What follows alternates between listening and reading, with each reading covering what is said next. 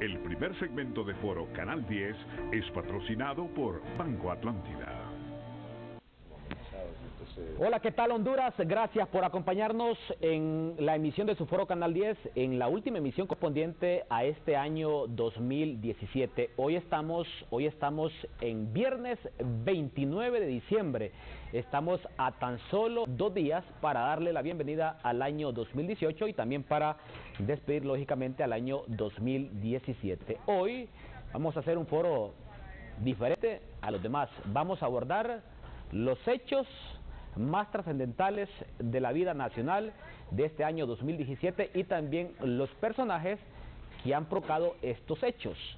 En primera instancia vamos a abordar este tema de las acusaciones contra estos 5 diputados. Vamos a observar el video cuando estos 5 parlamentarios se presentaban a la Corte Suprema de Justicia a una audiencia inicial. Ellos se presentaron, se supone de forma voluntaria, a una audiencia inicial para responder de las acusaciones y señalamientos de la Maxi y del Ministerio Público, que los acusan por el delito de malversación de caudales públicos. Ahí están los 5 parlamentarios, salieron en libertad, pero bajo medidas preventivas a la prisión, pero fueron suspendidos de sus cargos. Ese es uno de los hechos que vamos a analizar en este foro de Canal 10, porque estos 5 parlamentarios se convierten en personajes que han sido noticias ya al cierre del año, pero es un hecho bastante destacable por el tema de la lucha contra la corrupción y la impunidad. También otro tema que vamos a abordar hoy dentro de los hechos y personajes son las elecciones generales del pasado 26 de noviembre. Elecciones y reelección. Los 2 personajes, lógicamente, Juan Orlando Hernández y Salvador Narrala. También, como parte de los hechos trascendentales, el reconocimiento internacional y la posición de Luis Almagro. Y el reconocimiento internacional. Otro hecho también que hay que destacar es el tema del cierre del centro penal de San Pedro Sula. Se cerró el centro penal de San Pedro Sula, se hicieron traslados de privados de libertad, pero también, hay que decirlo, hubo una fuga masiva de 22 privados de libertad. 22 privados de libertad se fugaron de cámara en este año. Entonces, el tema de los centros penales también hoy va a ser analizado en su foro Canal 10. También un cuarto tema es la no renovación del TPS. Decimos la no renovación del TPS porque lo que hubo fue una extensión automática y no una renovación. Entonces también va a ser un tema trascendental a abordar. ¿Por qué? Porque curiosamente en este año se está reportando una baja en la deportación, contrario a lo que se esperaba producto de la política migratoria de Donald Trump. Y finalmente vamos a abordar el tema de la depuración policial, sus resultados analizados por analistas políticos hoy de nuestro país. Ya comienzo a saludar a mis distinguidos invitados. En primera instancia saludo al ex candidato presidencial y también diputado don Olvan Valladares, analista político, económico y social de nuestro país. Buenos días, don Olvan. Don Eric, buenos días. Y un saludo muy respetuoso también a los miles de televidentes que están pendientes de este programa. Saludo también a Omar García, analista político. Ya días queríamos compartir con él este plato para analizar diferentes temas, pero hoy creo que es el mejor día para analizar sobre los personajes y los hechos trascendentales que han sido noticias en este 2017. Buenos días, Omar. Buenos días, don Eric. Muchas gracias por haberme invitado. Buenos días a don Olvan y buenos días a su distinguida teleaudiencia, y esperamos pues que lo que podamos decir acá puede ayudar para nuestra Honduras. En los próximos minutos se nos va a incorporar Miguel Calix. Miguel Calix también es un tercer analista que va a compartir con nosotros en su foro Canal 10. En primera instancia analicemos este tema de las acusaciones, señalamientos contra estos 5 diputados. Pongamos la gráfica, compañeros, para que nuestra teleaudiencia conozca estos personajes y también este hecho.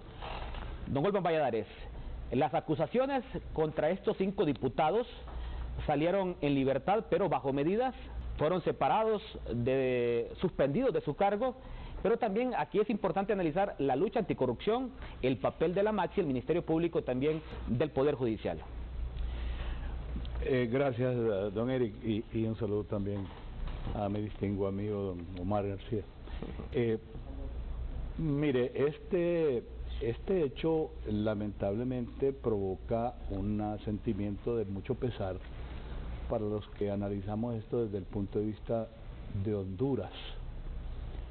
Porque si fueran personas particulares, pues entonces diría uno que son parte de esta distorsión que hay en el campo social y de esta pérdida de valores que estamos teniendo últimamente y de ese modelo de corrupción que se dio desde hace algunos años, particularmente en el campo de los funcionarios públicos.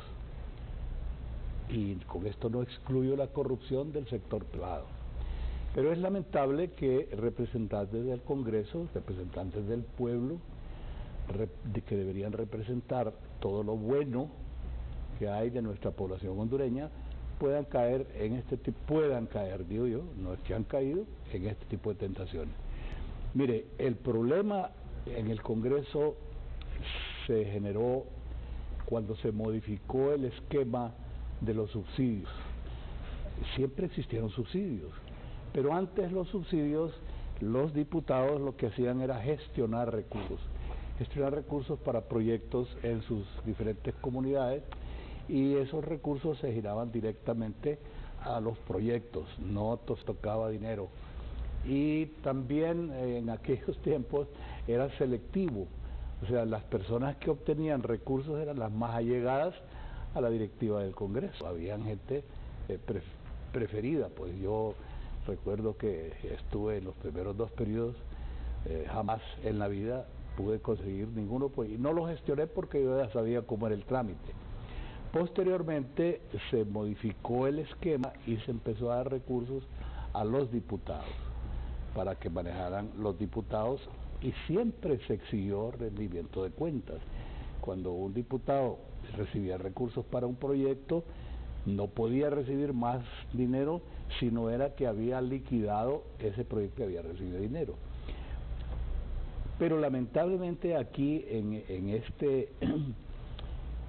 este proceso, Eric, intervino nuevamente los esquemas de corrupción y se generaron una cantidad de ONGs, algunas de las cuales incluso yo llegué a identificarlas como ONGs embudos.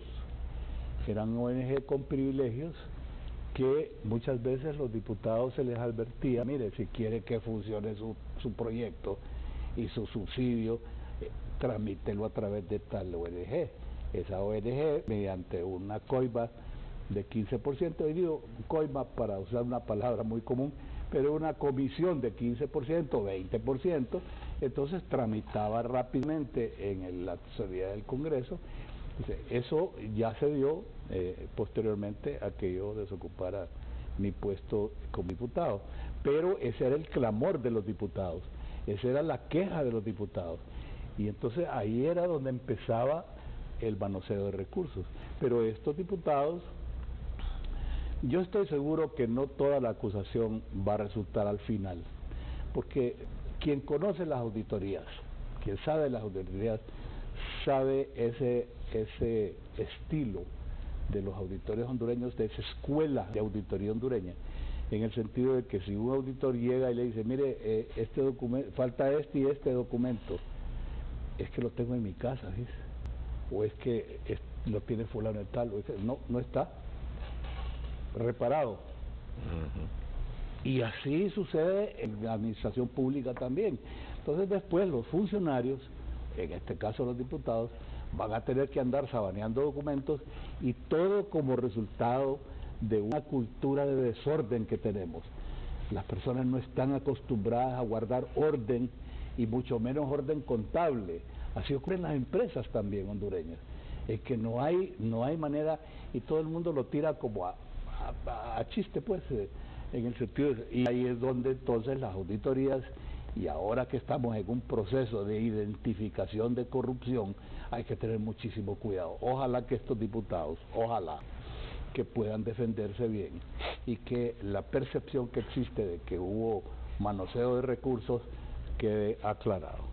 Bueno, aquí en este hecho los personajes son los 5 diputados, pero quien provoca esa acusación es la Maxi y el Ministerio Público. Omar García, ¿cómo analizar el papel hoy de la Maxi, la Misión de Apoyo contra la Corrupción y la Impunidad, y del Ministerio Público, particularmente sobre este caso? Yo la miro bien inteligente, ¿verdad? Sumamente inteligente y aguda para una sociedad latinoamericana como la nuestra, acostumbrada a convivir con lo que es la corrupción. Lamentablemente, de acuerdo a lo que dice el índice de transparencia, de percepción de la corrupción que da la Organización de Transparencia Internacional, que es muy respetada en todo el planeta, llevamos 15 años consecutivos de ser el país que está registrando el índice de percepción de la corrupción más alto. No se ha logrado bajar. Del tiempo de Carlos Flores, en el cual estábamos en 58 ahí, hemos ido subiendo, y lamentablemente ese número, entre más se aleja del 1, peor calificación es. Lo siento agudo en este sentido. Se ha tocado y se ha presentado y está a prueba todo el sistema inquisidor, represivo, jurídicamente hablando, y también gestionador de aplicación de justicia. Y el resultado que salga acá definitivamente va a ayudar para ese informe de la misma Maxi que ha hecho sus observaciones. Entonces acá, considerando lo que dice acá el buen amigo don Olban Valladares, pues sí tiene razón con respecto a que no hay una cultura, y es lo que los norteamericanos llaman el good government, ¿verdad? Que va acompañado de una nueva palabra que es del siglo XXI, que pueda que no esté acostumbrado usted, pero tenemos que irnos acostumbrando nosotros y también ya nuestros hijos, y es la nueva palabra diccionario administrativo, se llama responsabilidad. O sea que hay que responder por los recursos que están puestos a favor de nosotros, siendo servidores públicos, para ayudar al pobre. Fíjese, una herramienta muy buena para un diputado que fue votado por un pueblo que tiene necesidades de todo orden en esa localidad. ¿Y cuál es la mejor forma que un diputado puede ser reelecto? Porque aquí pueden ser reelectos cuantas veces quieran. ¿Y qué mejor que desarrollar el área que está representando? Algunos dirán, eso es caciquismo, eso es caudismo. Estoy de acuerdo, sí hay algo de eso. Pero lo que debe de hacer un diputado al tener estas oportunidades de poder llevar proyectos es eso, llevarlos y dejar su nombre ahí, porque ese es otro aspecto, no estamos cuidando el nombre familiar, y esas son cosas que nosotros debemos de aprender, debemos de caminar con el buen nombre de uno y su familia. Eso hace desarrollo local, hace desarrollo departamental y, por qué no decirlo, desarrollo nacional. Para mí yo lo miro desde otra perspectiva. Aquí se está poniendo a prueba todo el sistema inquisidor contra la corrupción prevaleciente, y cualquiera de los resultados de calidad de decisiones jurídicas va a quedar en evidencia, y no me cabe la menor duda que esto es un movimiento, como dice la gente, mis buenos amigos ahí del barrio donde yo me crié, de billar, ¿no? Simplemente esto es una bola que ha sido movida porque va a buscar las otras buchacas más adelante. Bueno, ahora vamos a ese segundo punto y vamos a observar nuevamente el video cuando los diputados llegaban a la Corte Suprema de Justicia. ¿Cómo queda la Corte Suprema de Justicia? Ahora, ¿qué le depara ahora al Ministerio Público, a la Maxi? Observemos el video, compañeros, en el máster. Ese es el momento cuando ya los diputados Augusto Cruz Asensio, Audelia Rodríguez y también Elíasar Juárez, Héctor Padilla y Denis Sánchez salían de la Corte Suprema de Justicia de la audiencia inicial. Y observemos aquí también la gráfica de los 5 diputados, para que usted tenga mayor conocimiento, amigo televidente, sobre qué diputados hoy nos estamos refiriendo. Estos son los personajes. A este caso, la Maxi lo ha llamado Red de Diputados. Augusto Cruz Asensio, Audelia Rodríguez, Héctor Padilla, Denis Sánchez y Elíazar Juárez. En esta segunda parte, sobre este primer tema, vamos ahora entonces a analizar cómo queda la Corte Suprema de Justicia, qué le depara ahora al Ministerio Público y también a la Maxi. Ya le doy la bienvenida a mi distinguido invitado, también el analista político Miguel Calix. Miguel, buenos días. Hola Eric, don Olban, don Omar, ¿qué tal están? Miguel, ya esta segunda parte, ¿cómo queda la Corte Suprema de Justicia? ¿Qué le depara ahora al Ministerio Público y a la Maxi cuando ya a estos diputados comparecieron en audiencia inicial, fueron suspendidos de sus cargos? Bueno, ya solo falta menos de un mes para que ellos vaquen en sus funciones como parlamentarios, pero también quedan en libertad, pero bajo medidas preventivas a la prisión. Bueno, buenos días. Bueno, la verdad es que hay que ver la importancia de este caso como un caso, yo no le llamaría emblemático, pero sí es un primer caso en el que la Misión de Apoyo contra la Corrupción y la Impunidad en Honduras se presenta como un grupo importante de, no son funcionarios, pero sí son altos cargos del Estado. Ya ha respondido don Juan Jiménez Mayor desde lejos, ¿verdad?, porque no se encuentra en el país, que espera que con la carga probatoria que se recopiló con esta nueva unidad de apoyo fiscal y con la capacitación que se ha dado al Ministerio Público, se pueda continuar con el proceso. Yo creo que la gente siempre debe recordar que cualquier persona que se encuentra ante un proceso de este tipo tiene derecho a la defensa. Hay garantías procesales que se tienen que cumplir, sean o no sean diputados, y estos diputados que lo seguirán siendo hasta el 25 de enero, hasta que entren en funciones los otros, 24 de enero, van a tener posibilidades de responder en libertad, como establece el Código Procesal Penal. Más bien aquí la pregunta que tenemos que hacernos es cuáles pueden ser las consecuencias a posteriori de este caso.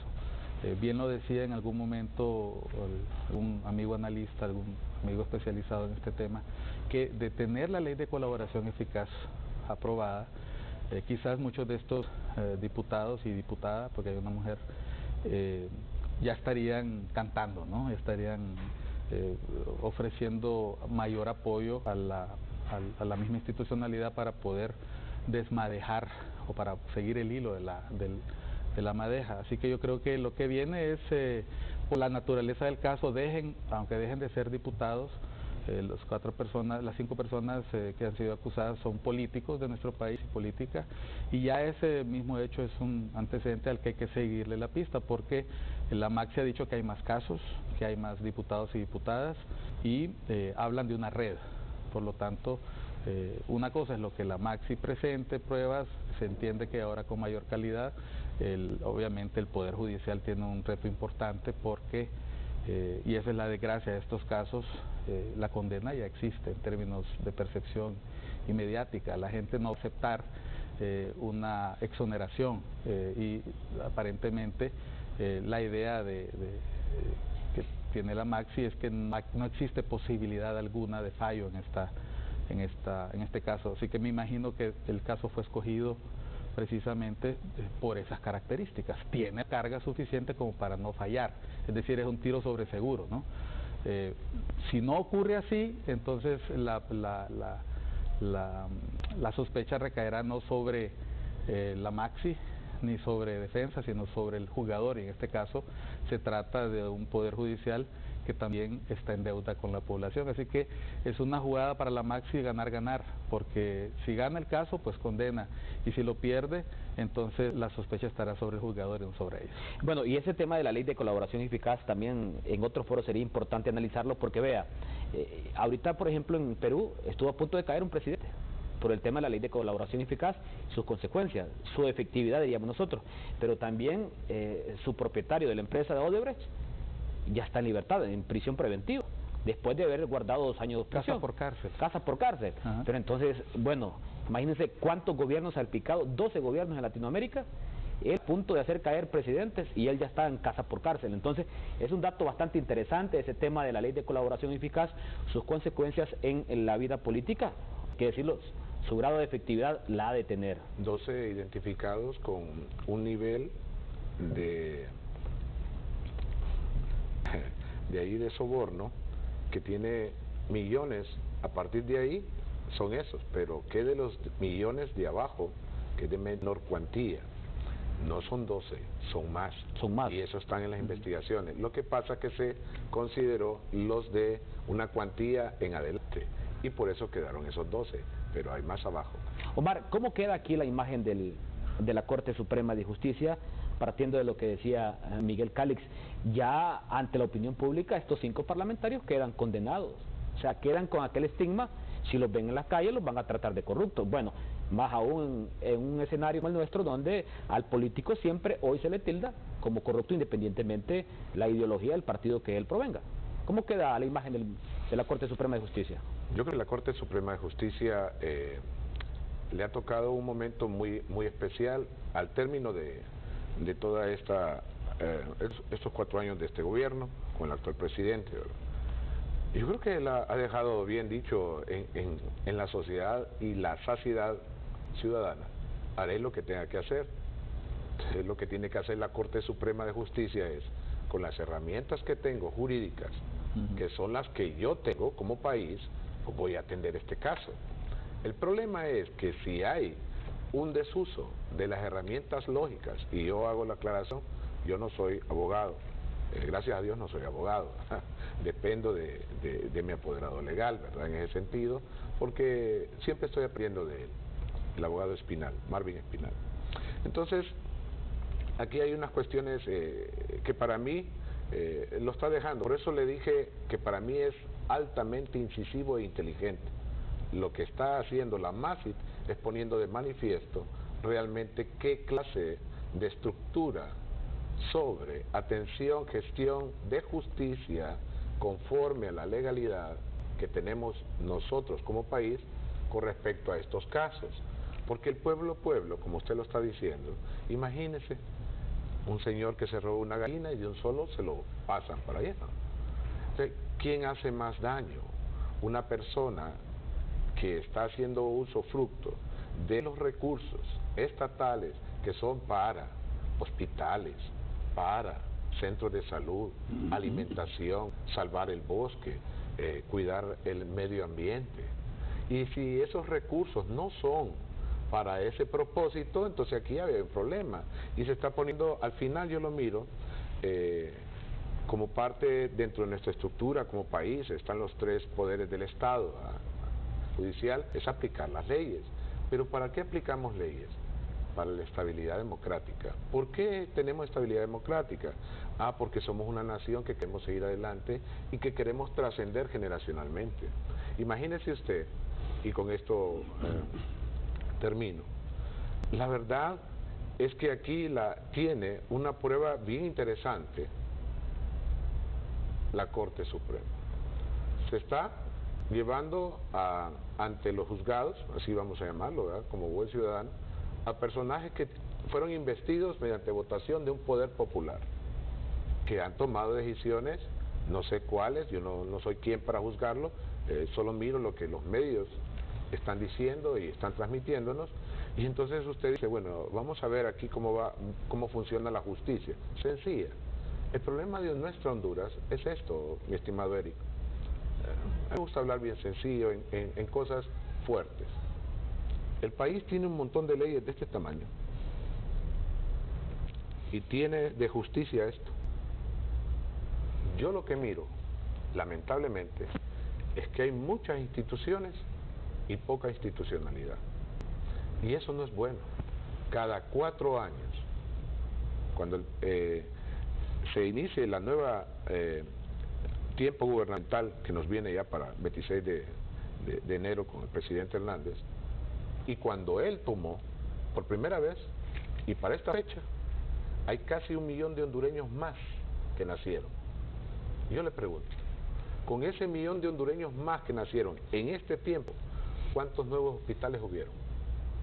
¿Cuántas nuevas escuelas hubieron? ¿Cuántas nuevas represas hubieron? Se nos está armando un crecimiento acá, y que después, como la gente no ve justicia, aquí se nos puede armar un desmadre, como dice el populacho. Entonces, para mí, yo creo que simplemente la Corte Suprema que haga uso de todas las herramientas jurídicas que tenemos. Ahora, eso va a quedar para nosotros, pero a los ojos internacionales van a decir, Honduras le hace falta esto, Honduras necesita mejorar en todo esto. Por eso le digo que este caso definitivamente es sumamente inteligente e incisivo la forma en que fue presentado. Ahora, don Olván, usted a diferencia de Miguel y de Omar, usted ha sido político. También, ¿cómo queda aquí la imagen del político? Ellos también. Analizan el comportamiento del político. Sí. ¿Cómo queda aquí la imagen del político, independientemente sean culpables o no? Porque también, hay que decirlo, se le tiene que respetar el principio de inocencia. Claro. Mire, Eric, a mí me preocupa más la imagen del país. Yo siempre he pensado en Honduras más que en sus habitantes, porque Honduras, lamentablemente, tiene que ser... La imagen de Honduras es la sumatoria de todas las imágenes de todas las personas y particularmente los funcionarios. La percepción en el exterior de este caso no va a ser de la manera personal y directa que nosotros lo vemos. Del extranjero se concibe todo esto como una sola más. Cuando se habla de corrupción en el extranjero de Honduras, no se habla de corrupción del presidente, del vicepresidente, del Congreso, del otro funcionario, no. Se habla de la corrupción en Honduras. Cuando se califica de corrupto es al país, no es a los ciudadanos en particular. Entonces, ¿por qué este caso me preocupa a mí? Porque estamos hablando de 5 diputados. Mire, cuando el caso de la presidenta de Brasil, Dilma Rousseff, ¿cuál era el comentario que había a nivel mundial? El 50% de los diputados que estaban enjuiciando a Dilma Rousseff estaban encausados en los tribunales de justicia de Brasil por corrupción. Un corrupto acusando a otro corrupto. Un corrupto acusando a otro corrupto. Entonces, ¿qué es lo que estaban haciendo? Apañando, o sea, encubriendo, señalando el dedo para otro lado para que no se fijaran en él. Entonces, yo insisto, y en este caso en particular, mire, y está bien que Omar habla de la institucionalidad, eso es muy importante, y creo que en Honduras, Omar, todavía no hemos tenido el concepto muy claro de lo que es institucionalidad. Cuando hablamos de la institucionalidad de la Corte Suprema no pensamos en eso. Entonces, ¿qué pasa? Aquí hay que hablar del debido proceso. Eso nos hace un país democrático y respetuoso. Bueno, cuando vengamos de la siguiente pausa comercial, don Olván, también le voy a hacer una consulta. ¿Se debe de reelegir en su cargo al fiscal general? Porque eso le tocará al próximo Congreso que toma posesión el próximo 25 de enero. Una pausa y ya regresamos. Con tus tarjetas de Banco Atlántida te puedes ganar un carro. Son 30 carros último modelo. Solo tienes que usar tus tarjetas de crédito o débito de Banco Atlántida. Y por cada 100 lempiras de compras, acumulas boletos electrónicos para participar en uno de los 3 grandes sorteos. Si aún no la tienes, solicítala ya. Entre más las utilices, más oportunidades tienes de ganar. Banco Atlántida. Imagina, cree, triunfa. El primer segmento de Foro Canal 10 es patrocinado por Banco Atlántida. Ya regresamos con Foro Canal 10. Con tus tarjetas de Banco Atlántida te puedes ganar un carro. Son 30 carros último modelo. Solo tienes que usar tus tarjetas de crédito o débito de Banco Atlántida. Y por cada 100 lempiras de compras, acumulas boletos electrónicos para participar en uno de los 3 grandes sorteos. Si aún no la tienes, solicítala ya. Entre más las utilices, más oportunidades tienes de ganar. Banco Atlántida. Imagina, cree, triunfa. Nuestro plan es que encuentres razones para disfrutar la vida y que nos encuentres cada vez más cerca, para estar siempre cuando más te necesitan. Estar presentes en 14 ciudades. Nuestro plan es estar cerca de ti. Vive más. Programa apoyado por el Gobierno de la República de Honduras. Diálisis de Honduras, únicos con certificación internacional en Centroamérica de Acreditas Global. Hace 8 años de que el proyecto pues se comenzó. Y hasta este año pues gracias a Dios llegó este proyecto. Y gracias a Dios pues le dieron el cable, la bajada allí. Vinieron a poner el contador. Ya come sus cositas frescas, heladas. Nos sentimos bien pues, que ya es un proyecto que no esperábamos el momento, pero Ya lo tenemos y es la alegría de nosotros que yo agradezco bastante.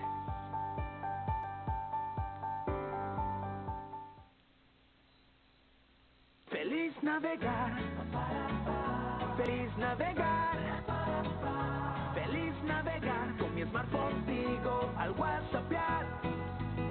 Ay, qué veloz se me fue la foto, ay, qué veloz se cargó el video, ay, qué veloz mi internet te digo con mi smartphone al navegar. Llévate tu smartphone 4G LTE desde 999 lempiras y te regalamos una super recarga de 100 lempiras. Búscalo en tiendas Tigo. Tigo me llega. Usted está viendo Foro Canal 10.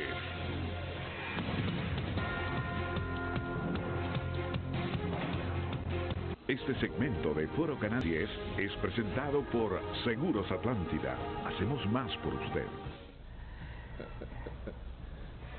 Hoy le consulto, ¿qué sucederá mañana sábado en la gran final del fútbol hondureño? Real España mantiene el resultado y es campeón, o el Motagua remonta y es tricampeón. Bueno, mi amigo Miguel Calix hasta se puso las manos en la cara porque no quiere pensar en qué pasará mañana. ¿Qué sucederá mañana sábado en la gran final del fútbol hondureño? ¿Real España mantiene el resultado y es campeón, o el Motagua remonta y es tricampeón? Hay que decirlo, el Motagua, lamentablemente para nosotros los olimpistas, nos remontó y pasó a la gran final. Dos opciones, la opción A, Real España campeón; B, Motagua tricampeón. Omar García mejor dice que mejor no opina porque no le gusta mucho el fútbol. Usted puede participar enviando un mensajito al 1015 o marcando el asterisco 1015. 100% dice que el Real España es campeón por la opción A. Miguel Calix, este año, el próximo año, perdón, ya se nos acerca el 2018. En el 2018, el nuevo Congreso Nacional, en su primera legislatura, deberá elegir al nuevo fiscal general y también al fiscal adjunto. Con este caso particular de los diputados, ¿qué debería de pasar, valorando aún siempre esas manifestaciones en favor del fiscal general que ha emitido tanto la Embajada de Estados Unidos como la propia Maxi? Yo creí que me ibas a preguntar del partido. Ah, del partido. Ya está claro. Bueno, en la elección del fiscal adjunto siempre ha estado, y ojo, no solo de ellos dos, porque también en las negociaciones ha entrado siempre la figura del director y subdirectores fiscales. Eso es algo que no se nos debe olvidar. ¿En el mismo paquete? En el mismo paquete. Es producto de la forma en que opera nuestro Congreso Nacional, que más allá de la meritocracia, pues se fija en el color político de los cargos. Eso, pero no solo pasa aquí, en otros lugares se reviste de otra forma, ya es si es más liberal o es menos liberal, o si apoya o no apoya ciertas posturas. Estoy pensando en los Estados Unidos, cuando se elige corte o se eligen procuradores. Yo creo que en el Congreso Nacional lo que tenemos que ver es la composición de fuerzas, es la correlación de fuerzas, pero también yo no he escuchado, a diferencia de otras elecciones, candidatos anticipados al cargo. Yo creo que ni elección anticipada. Yo creo que hoy más que nunca las personas que aspiren a ese cargo saben que no solo que van a ser objeto de un escrutinio que les va a contar no solo las costillas, sino hasta de qué color es la ropa interior, sino también antecedentes. Yo no me refiero a las pruebas de confianza, porque para mí hay todo un aspecto ahí de ilegalidad que no vale la pena ni mencionar. Para mí el polígrafo y todas esas cosas no deberían ser permitidas. Sí. Pero yo sí creo que en el caso del fiscal y fiscal adjunto, a diferencia de otras elecciones, la selección es mucho más compleja por las acciones que se han venido desarrollando contra actos de corrupción, pero también en materia de crimen organizado. Por lo tanto, es un hecho que debe pasar por varios filtros, y no solamente es el filtro de simpatía política, que sin duda alguna en este momento yo no creo que tenga el fiscal actual. Sin embargo, y ahí la paradoja, es precisamente la actuación en muchos casos lo que le convierte en un candidato obvio para una reelección, no solo por las acciones que se han emprendido, sino por los detalles que tú estás mencionando. O sea, se sabe que cuenta con la confianza no solo de la Maxi, que lo ha dicho de manera reiterada, les gusta la conducta, les gusta la forma, les gusta la actitud que ha tenido, pero también de otros actores, y no solamente los Estados Unidos de América, otros entes, otros países que cooperan con el Ministerio Público, países en la región han expresado su satisfacción por la conducta del fiscal Chinchilla. Ahora, él no ha hablado de aspiraciones, no hemos visto aspirantes a sucederle, y eso es porque, quieras o no, el señor Chinchilla ha puesto la vara un poco alta, ¿no? Entonces, a partir de eso, quien le sucederá puede ser o bien una persona ligada al Partido Nacional, porque todo el mundo lo conoce, etcétera, o podría ser parte de una negociación a partir del resultado que ha surgido en la última elección. Por los momentos, lo interesante es que no han surgido aspirantes, y eso es una señal de que el cargo no va a ser fácilmente elegible. Tiene que ser personas que reúnan no solo los méritos de la ley, sino otra serie de requisitos de confianza internos y externos. Con su accionar en contra del crimen organizado y del narcotráfico, ¿se justifica la reelección de Óscar Armando Chinchilla como fiscal general, Omar García? Más aún cuando siempre se dice, pero en tema de corrupción política sigue siendo un caso pendiente en Honduras. ¿Se justifica solo el simple hecho de combatir la corrupción a nivel de crimen organizado, a nivel de narcotráfico, y con este tema de una agenda pendiente de combatir la corrupción política en Honduras? ¿Se justifica la reelección de Óscar Chinchilla? Bien, yo le agradezco su pregunta. Eso más en el Ministerio Público antes de contestarle. Camino largo y duro nos espera si queremos realmente cambiar este país. No queremos cambiarlo, definitivamente no va a importar quién quede como fiscal.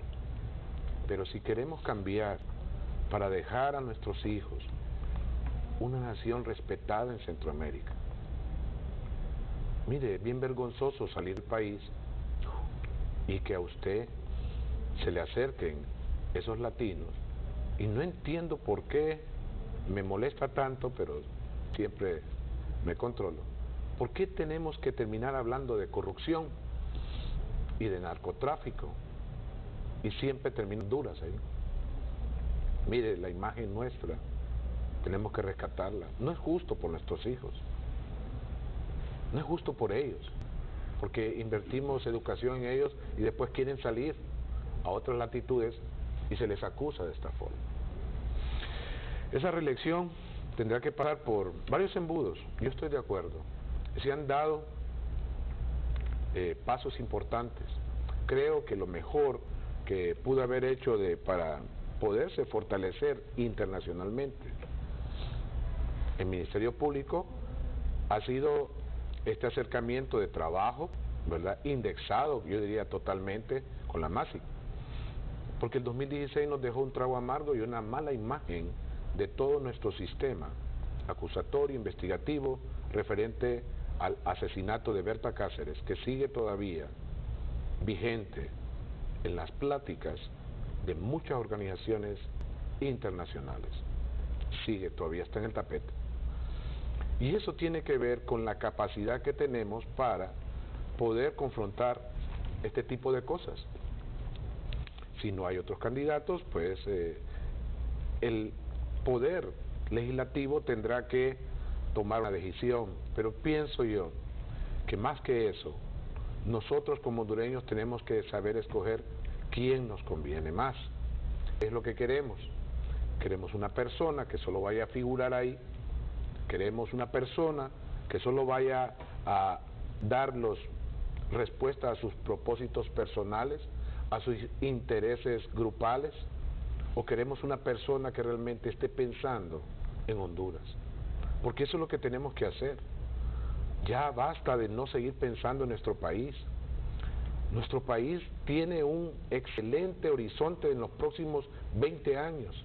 Y si no tenemos cabezones y cabezonas que puedan sacarle fruto a eso, simplemente vamos a ser despojados de ese futuro grandioso que nos espera. Necesitamos no solamente en el Ministerio Público gente que piense por Honduras, en los poderes judicial, legislativo y ejecutivo, en los militares, en la policía. Necesitamos que los actores que combaten todo lo que llamamos como crimen, pues trabajen en equipo. Porque mire, la enseñanza aquí ha sido que hay redes de lo que es corrupción, ¿sí? Pero ¿cómo trabajan ellos? En equipo. Tenemos carteles que le llaman de Sinaloa, que de Los Zetas, carteles que vienen de Medellín, en fin. Pero ¿cómo trabajan? En equipo. Y no es posible que el Ministerio Público, policías, entes investigadores, entes acusadores, entes que den justicia, no puedan trabajar en equipo. Necesitamos personas que puedan jalonear eso. Porque como sea, nosotros estamos aquí de paso. Yo soy un hondureño que espero vivir un poco más de años. Ayer estaba de cumpleaños, por cierto. Felicidades. Y entonces sí, estaba viendo, bueno, ¿qué he hecho yo en mi vida? ¿Qué puedo dar a mi familia, a mi país? Yo decía, pues me queda poco tiempo. Un promedio de vida de un hondureño son 72 años. Si se cuida bien, como está cuidado mi estimado, y todo allá, pues hombre, va a durar más tiempo. ¿Qué dijo? Sí, se salvó. Si no, ya está en la raya. Pero necesitamos, mire, nuestra gente merece un mejor futuro. Y con solo darle dos cosas, mire, dos cosas que usted le dé a este pueblo y usted le deja una herencia fuerte, es justicia y trabajo. Son dos cosas que nos hermanan, nos comunican con los vecinos, con los familiares, y eso es lo que hace crecer un país. Entonces, si a mí me dice usted, ¿cómo ve la reelección?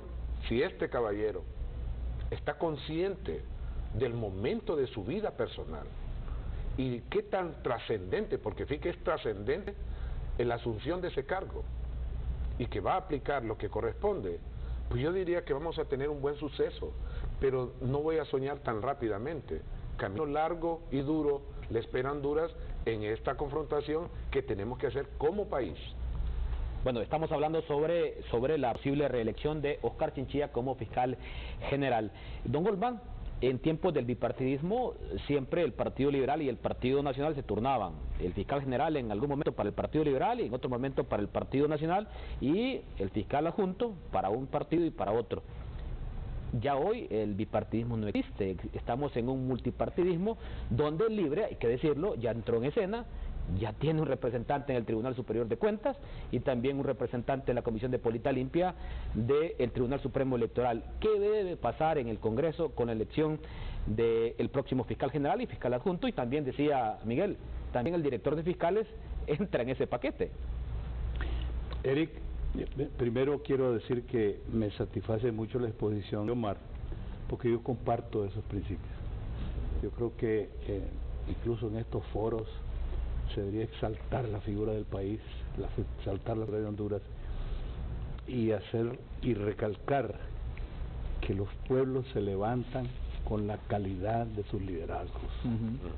No hay manera de que nosotros podamos pensar que vamos a tener una Honduras superior en todos los campos en el cual se nos califica internacionalmente si nosotros no tenemos personas hondureños, hombres y mujeres conscientes de la responsabilidad de dirigir un país. Esas personas tienen que ser, como bien lo decía Confucio, representantes de las élites educadas. No podemos tener improvisaciones. Cuando viene la elección del fiscal, nosotros tenemos que valorar las personas, no su filiación política. Yo me remonto a la elección del primer fiscal. Yo formé parte de una comisión de notables que se le adjudicó la responsabilidad de escoger entre una cantidad de aspirantes a, no recuerdo si eran 15, no recuerdo cuántos eran, y después ir para abajo reduciendo la lista hasta que llegó al Congreso de la República una lista muy reducida de aspirantes. Y quiero contar algo que muy pocas veces lo he dicho. don Mundo Orellana entró a la tómbola de los aspirantes por último. Fue una propuesta de último momento y se le quiso aplicar aquello de que en el tiempo ya está fuera de lugar, como que si hubiera sido una licitación pública de un proyecto de carretera. Que un minuto después yo fui de los que dije, y recuerdo que el ahora cardenal Rodríguez me apoyó en eso, estaba don Hernán Corrales, había gente bien intencionada en esa comisión de notables, y mi posición fue: podríamos estar perdiendo un excelente candidato por explicarle una norma, una limitante que es de forma, no es de fondo. Así fue como entró don Mundo Orellana, y yo hasta este momento me satisfago de que haya sido él el primero. Fue una situación sumamente difícil, Omar lo ha dicho, había que crear una cultura de lo que era una fiscalía porque no la teníamos antes. Y ¿a quién se escogió de fiscal adjunto? A una persona del Partido Nacional, si bien es cierto, pero un hombre íntegro. Acaba de fallecer hace unos 15 días, un gran hombre, como Florentino Álvarez Alvarado, íntegro, un hombre que jamás se doblegó a presiones de partido, y lo tengo que decir aquí, es más, por eso es que su mismo partido político lo relegó, porque él en el puesto de la Fiscalía Adjunta, donde en realidad era responsable más que todo de la administración estructural, no tanto de los juicios políticos y los demás, pero no se prestó jamás a ninguna presión de tipo partidaria. Entonces, ¿qué es lo que quiero, el mensaje que quiero dar aquí? Es, si vamos a ir a una reelección, en primer lugar yo me pregunto, ¿es permitida la reelección del fiscal? Porque si es permitida, entonces no estamos discutiendo nada. De que si puede o no puede ser reelección. Puede ser, la ley lo permite. Cuando yo me opongo ferozmente es cuando la ley dice una cosa y se distorsiona y se tergiversa y se amolda para permitir ciertas transgresiones a la ley. Bueno, aquí lo que ha generado suspicacia también fue su nombramiento como juez en la Corte Centroamericana de Justicia, y eso ha llamado bastante poderosamente la atención, porque pareciera que ese era un mensaje, como quien dice, está listo y servido para que ya termine su periodo como fiscal general y pase a representar a Honduras a la Corte Centroamericana. Pasemos al segundo tema. Elecciones, reelección, Juan Orlando versus Salvador Nasralla, el reconocimiento internacional y también la posición de Almagro. Vamos a compartir aquí con nuestros analistas invitados este segundo tema. Miremos el siguiente video para que nuestros analistas invitados nos compartan sus opiniones sobre, por primera vez, el retorno a la democracia, fuimos a una reelección presidencial. Don Olman Valladares, se dio la reelección presidencial. En primera instancia se inscribió Juan Orlando Hernández como candidato a la reelección, y yo siempre lo digo, hay un sector de la sociedad que lo calificó esa decisión como algo ilegal, pero hay otro segmento de la población que lo califica como legal. Fuimos a un proceso electoral con reelección presidencial, al final la declaratoria del tribunal le da la reelección a Juan Orlando Hernández.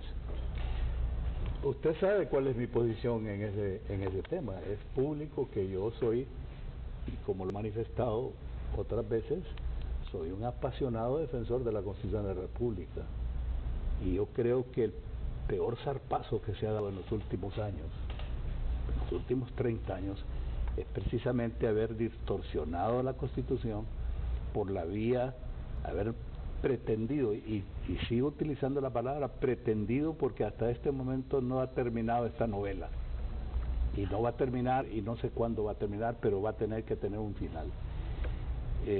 Un acto ilegal no justifica otro acto ilegal.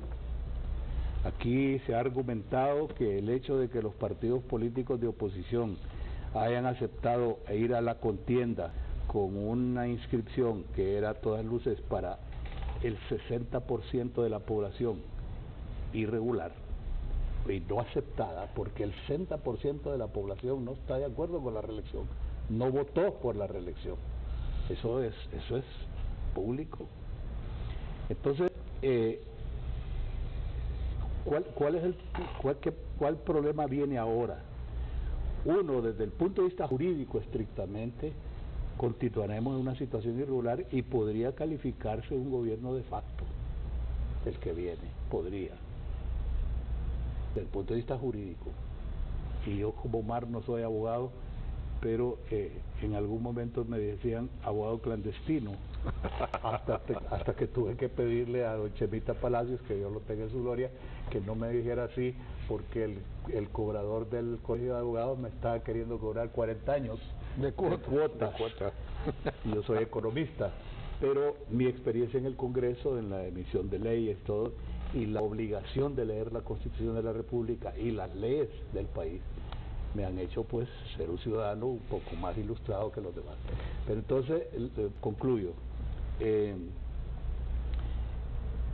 problema persiste, el problema de la interpretación de la Constitución va a persistir. Insisto, el hecho de que el tribunal incluso haya declarado electo al presidente Hernández, a quien yo no tengo nada, absolutamente nada personal, más bien tengo estimación, fuimos colegas en el Congreso, compañeros, de un trato muy respetuoso y muy afable, y sin embargo la ley es la ley. La ley es la ley, y le aplica a él como le aplica a mi hermano, le aplica a mi padre, le aplica a mis hijos, la ley es la ley. Miguel Calix, y por su quehacer le consulto, ¿y cómo puede valorarse el papel en la administración electoral del Tribunal Supremo Electoral y la posición también que adoptaron las dos grandes misiones de observadores, la Unión Europea y también la de la Organización de Estados Americanos? Bueno, yo en el pasado he sido muy enfático, lo he escrito incluso. Yo temía a un escenario como el que vivimos. Siempre dije que nuestro Tribunal Supremo Electoral no iba a ser capaz de administrar un resultado estrecho. Y era el escenario que yo temía y además miraba venir, a pesar de que las campañas de las principales opciones políticas no miraban así. De hecho, algunas se confió en su diferencia y la otra creyó que la diferencia no iba a ser tan estrecha. Y finalmente ocurrió. Las misiones de observación electoral lamentablemente terminan siendo protagonistas. Y digo lamentablemente porque hemos podido observar los estándares diferentes de cada misión de observación electoral. Si uno conoce el Código de Conducta que se aprobó hace varios años, por los 2000, entre varias instituciones, entre ellas la OEA, IDEA Internacional, NDI, organismos importantes a nivel internacional, Naciones Unidas, etcétera. La misión de observación que más se ajustó a ese estándar fue la de la Unión Europea, porque se limitó a dar informes, no dio informes, de hecho fue comunicados parciales y se reserva el informe para un tiempo específico que ya se sabe que va a ser entre febrero y marzo. En el caso de la OEA pudimos notar la ambivalencia de ser un órgano político y ser un órgano que observa. Por lo tanto, desde muy temprano la misión de observación electoral de la OEA se convirtió en una doble función de observador y amigable componedor, que desde el principio empezó a complicar un poco las cosas porque recordemos la suscripción de un documento del que se distancia el candidato Nasrallah, mientras el candidato Hernández lo firmaba, el candidato Nasrallah lo firma, luego se distancia el documento, y empezamos a ver que ese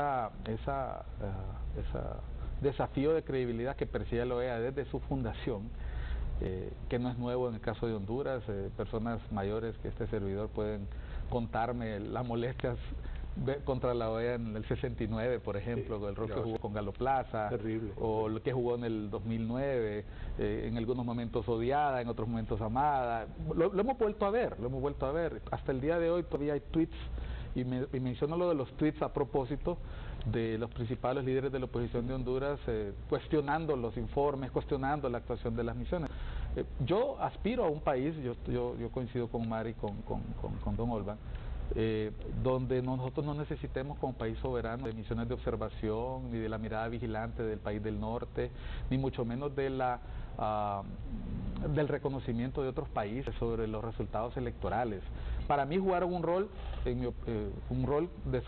que yo siempre anticipé como protagónico, pero no en la forma en que finalmente ocurre, donde ahora la gente, vos te encontrás amigos, Eric, que están a favor del informe de la OEA o a favor del informe de la Unión Europea. O sea, no se trata de eso. El Tribunal Supremo Electoral sabíamos de antemano que iba a tener una dificultad importante porque ya desde antes se había cuestionado su composición, que por cierto, y aquí voy a referirme a algo que dijo don Olban para cerrar, y también algo que dijo Omar sobre instituciones e institucionalidad.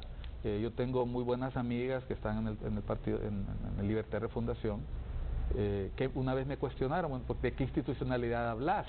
Y yo no pude responder ese tuit, ¿verdad? Porque me parece que aquí nosotros hablamos bien o mal de la institucionalidad según nos convenga o no.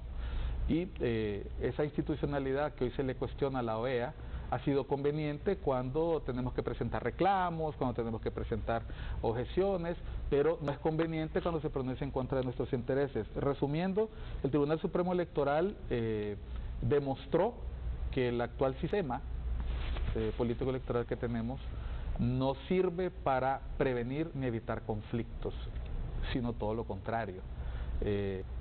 Con este sistema político electoral que tenemos, no va a haber ni plebiscito, ni referéndum, ni elección primaria futura, ni elección general que se pueda realizar que no concluya de la misma manera que ha concluido esta. Es más, porque ha habido otros detalles muy específicos. Las elecciones primarias del Partido Liberal Libre y Partido Nacional no han terminado con un conflicto similar al de ahorita, pero si nos acordamos, en el 2012 el Partido Nacional tuvo una seria crisis, Libertad de Fundación la tuvo ahorita, y esos eran señales de la tormenta que estaba por venir, Eric. Vamos a hacer una segunda pausa comercial, solamente un breve comentario. Yo me sigo preguntando por qué el Tribunal Supremo Electoral tiene que contratar a una empresa para que haga la administración en primera instancia de la captura, procesamiento y publicación de resultados. Eso no pasa en otros países. Eso le compete única y exclusivamente al organismo electoral. Si no miramos aquí nomás en Costa Rica, es el Tribunal Supremo Electoral el encargado de capturar, procesar y publicar los datos. Solamente en países como los nuestros pasa eso. Lo otro, no sabemos si será este Congreso que va acá el 20 de enero o si será el próximo Congreso en su primera legislatura que va a elegir a los próximos integrantes del Tribunal Supremo Electoral, porque ya se les vence su periodo de 4 años. En 2019. Hay que decirlo. Son 5 años. Son 5 años, sí. El Tribunal Supremo Electoral, y hay que decirlo, en su momento también fueron electos de forma adelantada. Vamos a hacer una segunda pausa. Cuando regresemos, le consulto a Omar García sobre el comportamiento de la comunidad internacional y también el papel de la Organización de Estados Americanos. Una pausa y ya regresamos. Siempre estamos cerca de ti cuando más lo necesitas. En Seguros Atlántida nos reinventamos y hacemos más por ti, innovando en la forma de brindarte seguridad y tranquilidad. Con nuestra nueva app gratuita de autoasistencia Atlántida, recibes el beneficio de la cobertura completa, rápida y eficiente de nuestro seguro automotriz, porque hemos evolucionado para ofrecerte soluciones inmediatas con la más avanzada tecnología y nuevos y eficientes servicios. Siempre cerca de ti cuando más lo necesitas, las 24 horas del día. Seguros Atlántida.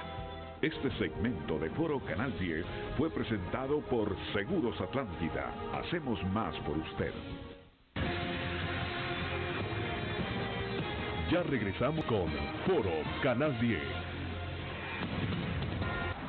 Siempre estamos cerca de ti cuando más lo necesitas. En Seguros Atlántida nos reinventamos y hacemos más por ti, innovando en la forma de brindarte seguridad y tranquilidad. Con nuestra nueva app gratuita de autoasistencia Atlántida, recibes el beneficio de la cobertura completa, rápida y eficiente de nuestro seguro automotriz, porque hemos evolucionado para ofrecerte soluciones inmediatas con la más avanzada tecnología y nuevos y eficientes servicios. Siempre cerca de ti cuando más lo necesitas, las 24 horas del día. Seguros Atlántida. Llegó la Navidad Catracha, lo que usted estaba esperando. Venga y disfrute de todas las actividades que tenemos para usted y su familia. Entretenimiento, show de luces, música en vivo, presentaciones especiales, así como cine comunitario, cenas solidarias, posadas, coros navideños y mucho, mucho más. Navidad Catracha, la Navidad que une a la familia y revive nuestras tradiciones.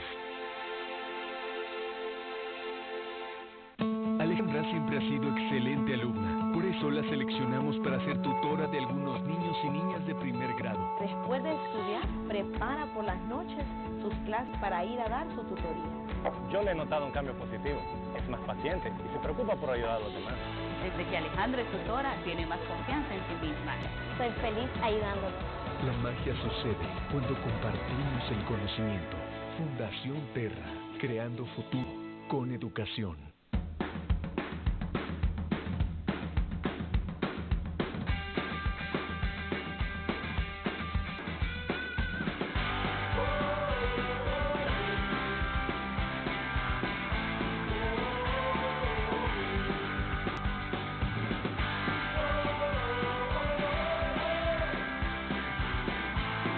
Respetar el derecho del peatón es tarea de cada conductor.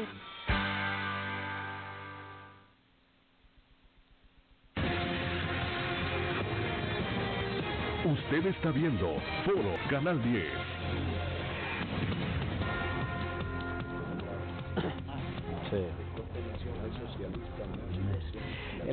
Le consulto hoy viernes 29 de diciembre, ¿qué sucederá mañana sábado en la gran final del fútbol hondureño? ¿Real España mantiene el resultado y es campeón o el Motagua remonta y es tricampeón?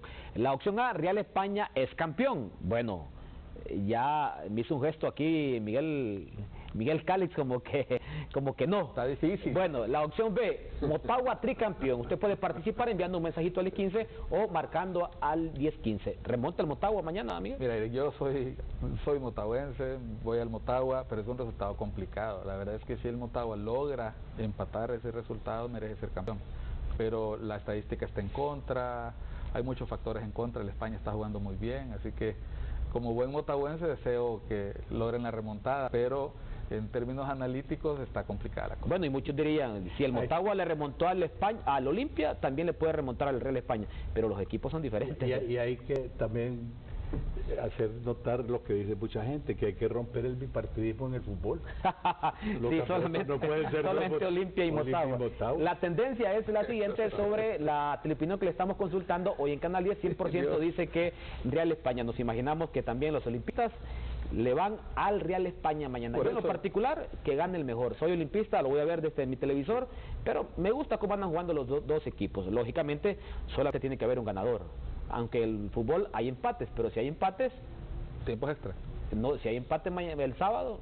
No, si hay empate gana España. Si empata el Motagua, el marcador global, con un 2-0 se van a tiempo extra. Vea, Miguel Calix, aparte de ser analista político, también es un buen comentarista deportivo. Pero los del Motagua. Omar García, ¿cómo analizar y valorar el comportamiento de la comunidad internacional y también el papel que ha jugado de forma personal el secretario general de la OEA, Luis Almagro? Bueno, Honduras ha sido objeto de intervencionismos extranjeros de forma blanda y de forma dura, en lo que va en los últimos 100 años. Entonces, 2017, 1917, ¿qué ha habido en ese periodo? Han habido naves norteamericanas bajando marines en Trujillo, en Ceiba. Hemos tenido naves norteamericanas defendiendo la isla del Tigre en el Pacífico, porque fragatas británicas también ahí estuvieron. Hemos tenido el desfile de marines norteamericanos en Tegucigalpa para venir a apaciguar esta nación de salvajes que no creen en la ley. Y hemos tenido el epíteto de ser un país bananero, una república bananera, que eso realmente dice mucho. No nos ha ido tan bien, y como bien lo estaba recordando acá el doctor Calix, referente a esta situación de pertenencia en lo que es la OEA. Para mí el caso que ha sucedido igual pues es muy estrecho, ¿verdad? Para mí ya tiene una definición, ¿verdad? Yo respeto lo que se da legalmente, pero falta la parte emocional, falta la parte integral de que podamos aceptar los resultados que ahorita se han estado viviendo. Y yo pienso en algo: si todos los partidos que participaron sabían de todo esto, ¿por qué fueron elecciones? Para empezar, claro está, es que en Honduras se nos está dando un laboratorio de orden electoral muy interesante, ¿verdad? Casi sucede el error de los partidos políticos de Venezuela cuando Chávez, casi la misma cosa, parece copiada al carbón, y ellos dijeron, no vamos a elecciones. Entonces él dijo, bueno, no vayan a elecciones, yo sí voy a ir, y quedó pues.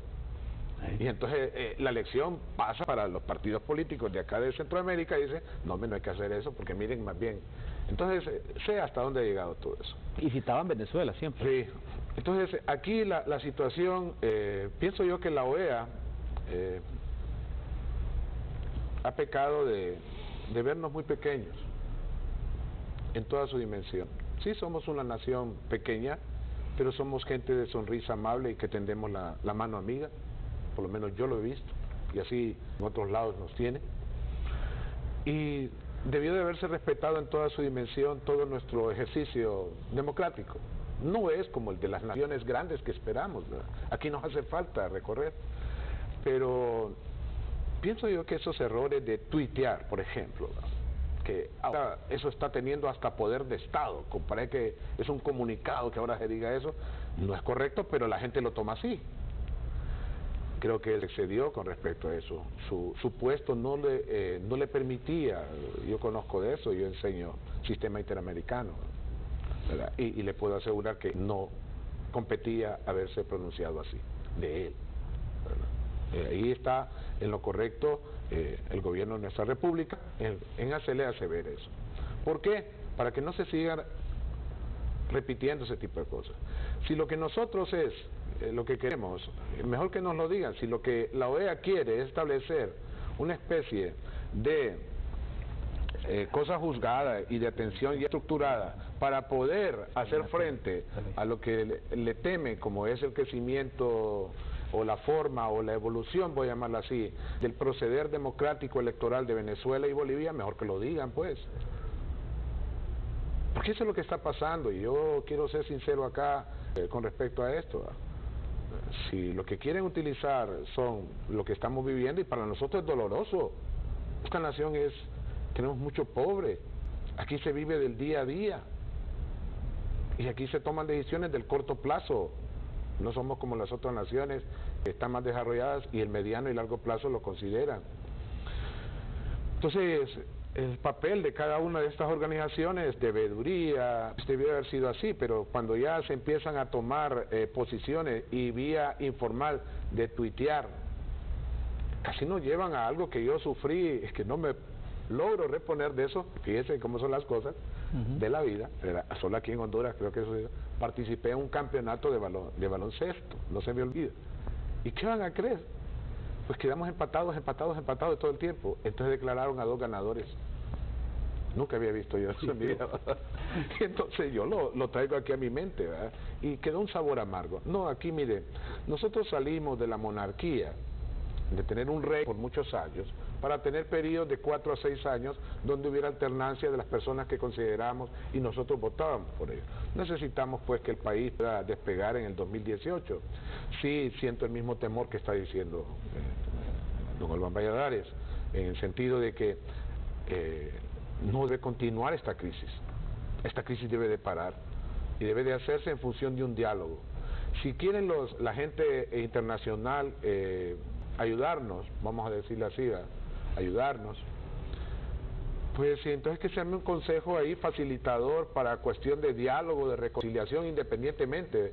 Yo le quiero ser sincero, ¿verdad?, yo estoy bien claro de quién va a estar ya el próximo gobierno, ¿verdad?, en ese sentido, pero ¿qué después de él? Fíjense que él va a terminar, ¿verdad?, el señor Hernández va a terminar justo cuando tenemos 200 años de independencia. 200 años, ¿y qué nación dejamos?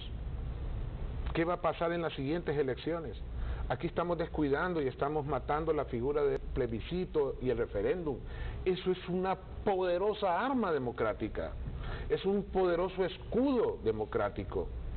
Y si no lo sabemos usar, si nosotros no le pedimos al pueblo, sí o no, señores, con respecto a este tema que trasciende las capacidades de un gobernante o una gobernanta, porque en el futuro así será, ¿verdad?, las tendencias así nos lo dicen, o de un alcalde, o del mismo Congreso Nacional, necesitamos ese tipo de cosas para poder trascender.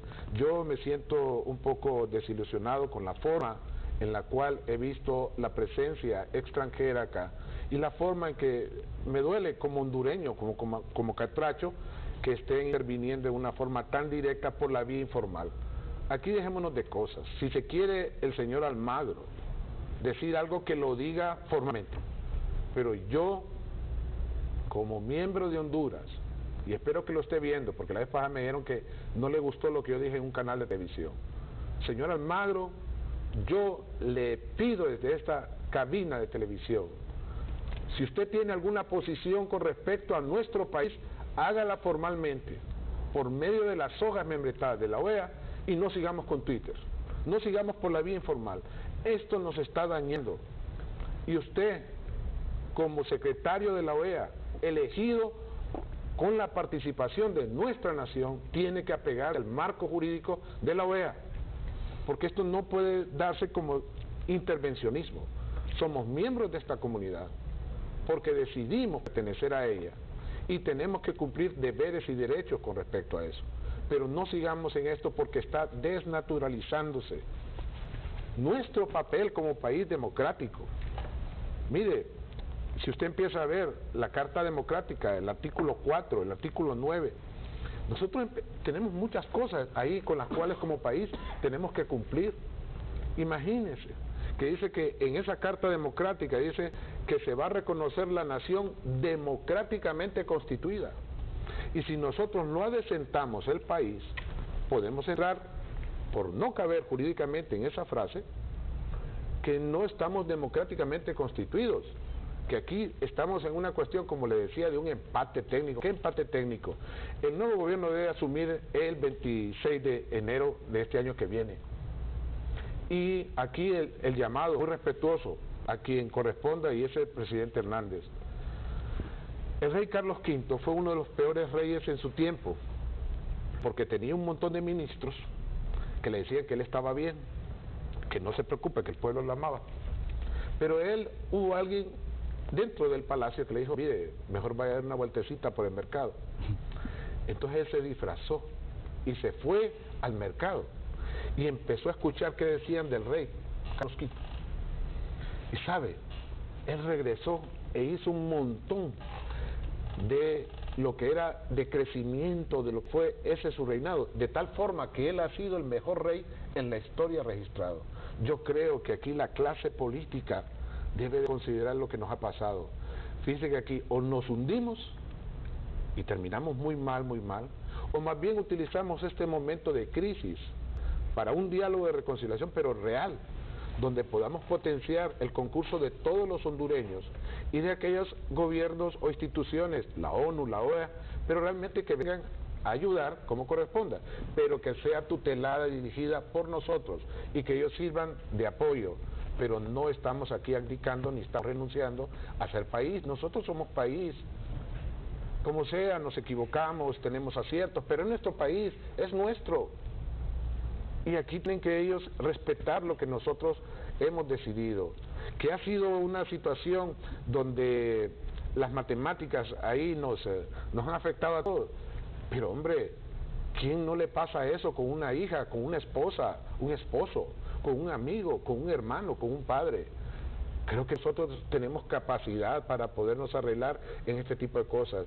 Y sí, si cometimos un error, pues reconozcámoslo, pero no podemos seguir como hondureños diciendo que no ha habido error aquí nada ha pasado.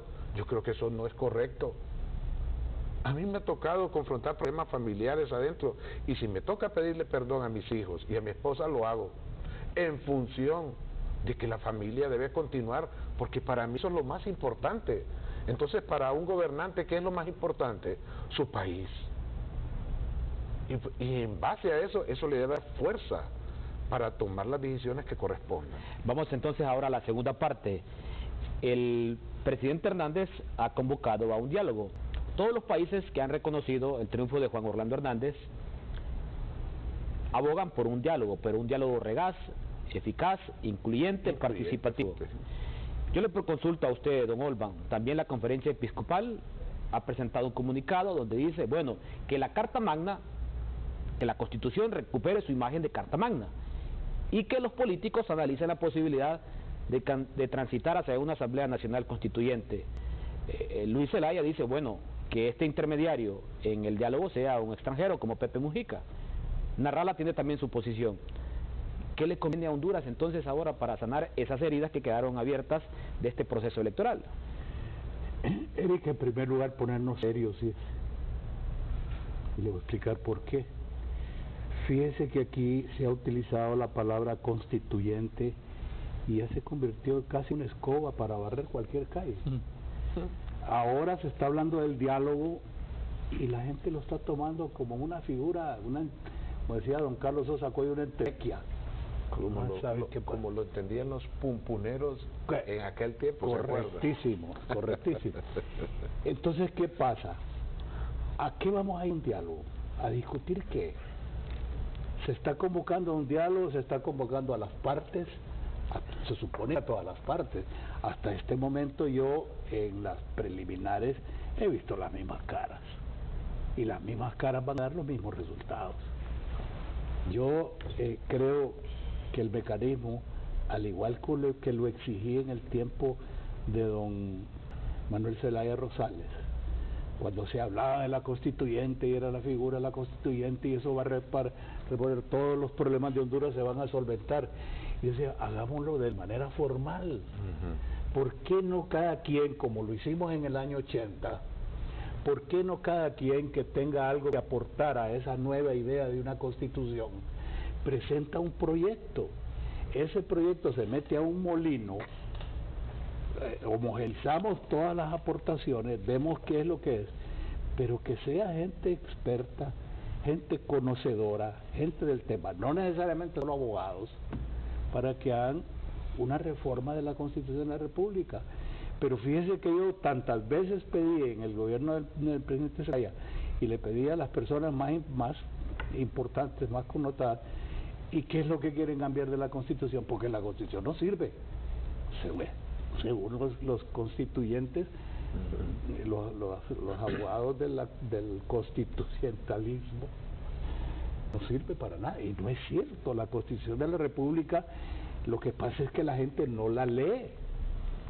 Nos enfrascamos solamente en este momento en los artículos pétreos, y de los artículos pétreos nadie le para bola a la soberanía nacional, a qué vamos a hacer con el territorio. Mire los informes que hubo del abandono de nuestras tierras recuperadas en la frontera con El Salvador, un abandono miserable, grosero, de esa gente que incluso está teniendo que emigrar a los pueblos vecinos de El Salvador a recibir atención médica y recibir educación. ¿Qué clase de hondureños estamos formando? ¿Para qué recuperamos esas tierras entonces si las íbamos a abandonar?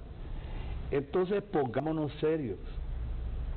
Así decía un gran periodista, un locutor, sí me acuerdo. Un locutor de Trino Murillo. Seamos serios, dije que aquí nadie es serio, no serios. Entonces, esa es mi posición. En este momento, de nada nos sirve estar convocando a diálogos, y diálogos que a veces tienen el peligro de convertirse en monólogos, como ha ocurrido en los últimos 4 o 8 años, en el sentido de que se convocan a tantos diálogos y lo único que se va a escuchar a los voceros del gobierno y de repente al presidente de la República en exposiciones de 1 hora, 2 horas, y hasta ahí llegan. Entonces, si queremos ir por esa vía, revisemos la Constitución a ver cuáles son los factores, pero que contribuyan las universidades. Yo entiendo que incluso la universidad esbozó un proyecto de Constitución hace unos años que nadie le paró bola. Bueno, tomémosla, es más, digámosle a la universidad que la actualice, pidámosle a las otras universidades que hagan lo mismo, al Colegio de Abogados, al Colegio de Ingenieros, para que aporten en cada quien en sus campos, el Colegio Médico, para que fortalezcamos los capítulos de nuestra Constitución que se refieren a los diferentes campos. Nosotros aquí hemos olvidado y creemos que la Constitución solo se le debe dar el enfoque político. Señores, hay que hacer modificaciones en las políticas y las estrategias de la producción agrícola nacional. Aquí nosotros estamos dependiendo de si el Señor nos manda o no nos manda lluvia. ¿Hace cuántos años se viene hablando de la necesidad y la urgencia de crear las presas municipales, que era una idea del doctor Enrique Aguilar Paz cuando fue candidato a la presidencia de la República, hace 25, 30 años? Para el 2030 vamos a estar recordando al doctor Aguilar Paz, porque va a haber una sequía que ya está como mapeada de cómo va desertificándose el planeta, y Honduras, el 30% de su territorio, de seguir las cosas como están, con todos los descuidados que hemos dado al bosque y a las fuentes de las aguas que tenemos en el interior, nos vamos a acordar de él. Casi el 30% del territorio nacional va a estar seco. ¿Cómo le pasó a El Salvador? Sí, eso avanza. Y mire usted, ¿y quién habla de eso? Bueno, político. Bueno, más bien las autoridades de la capital estaban hablando de traer agua de la represa de Nacaome.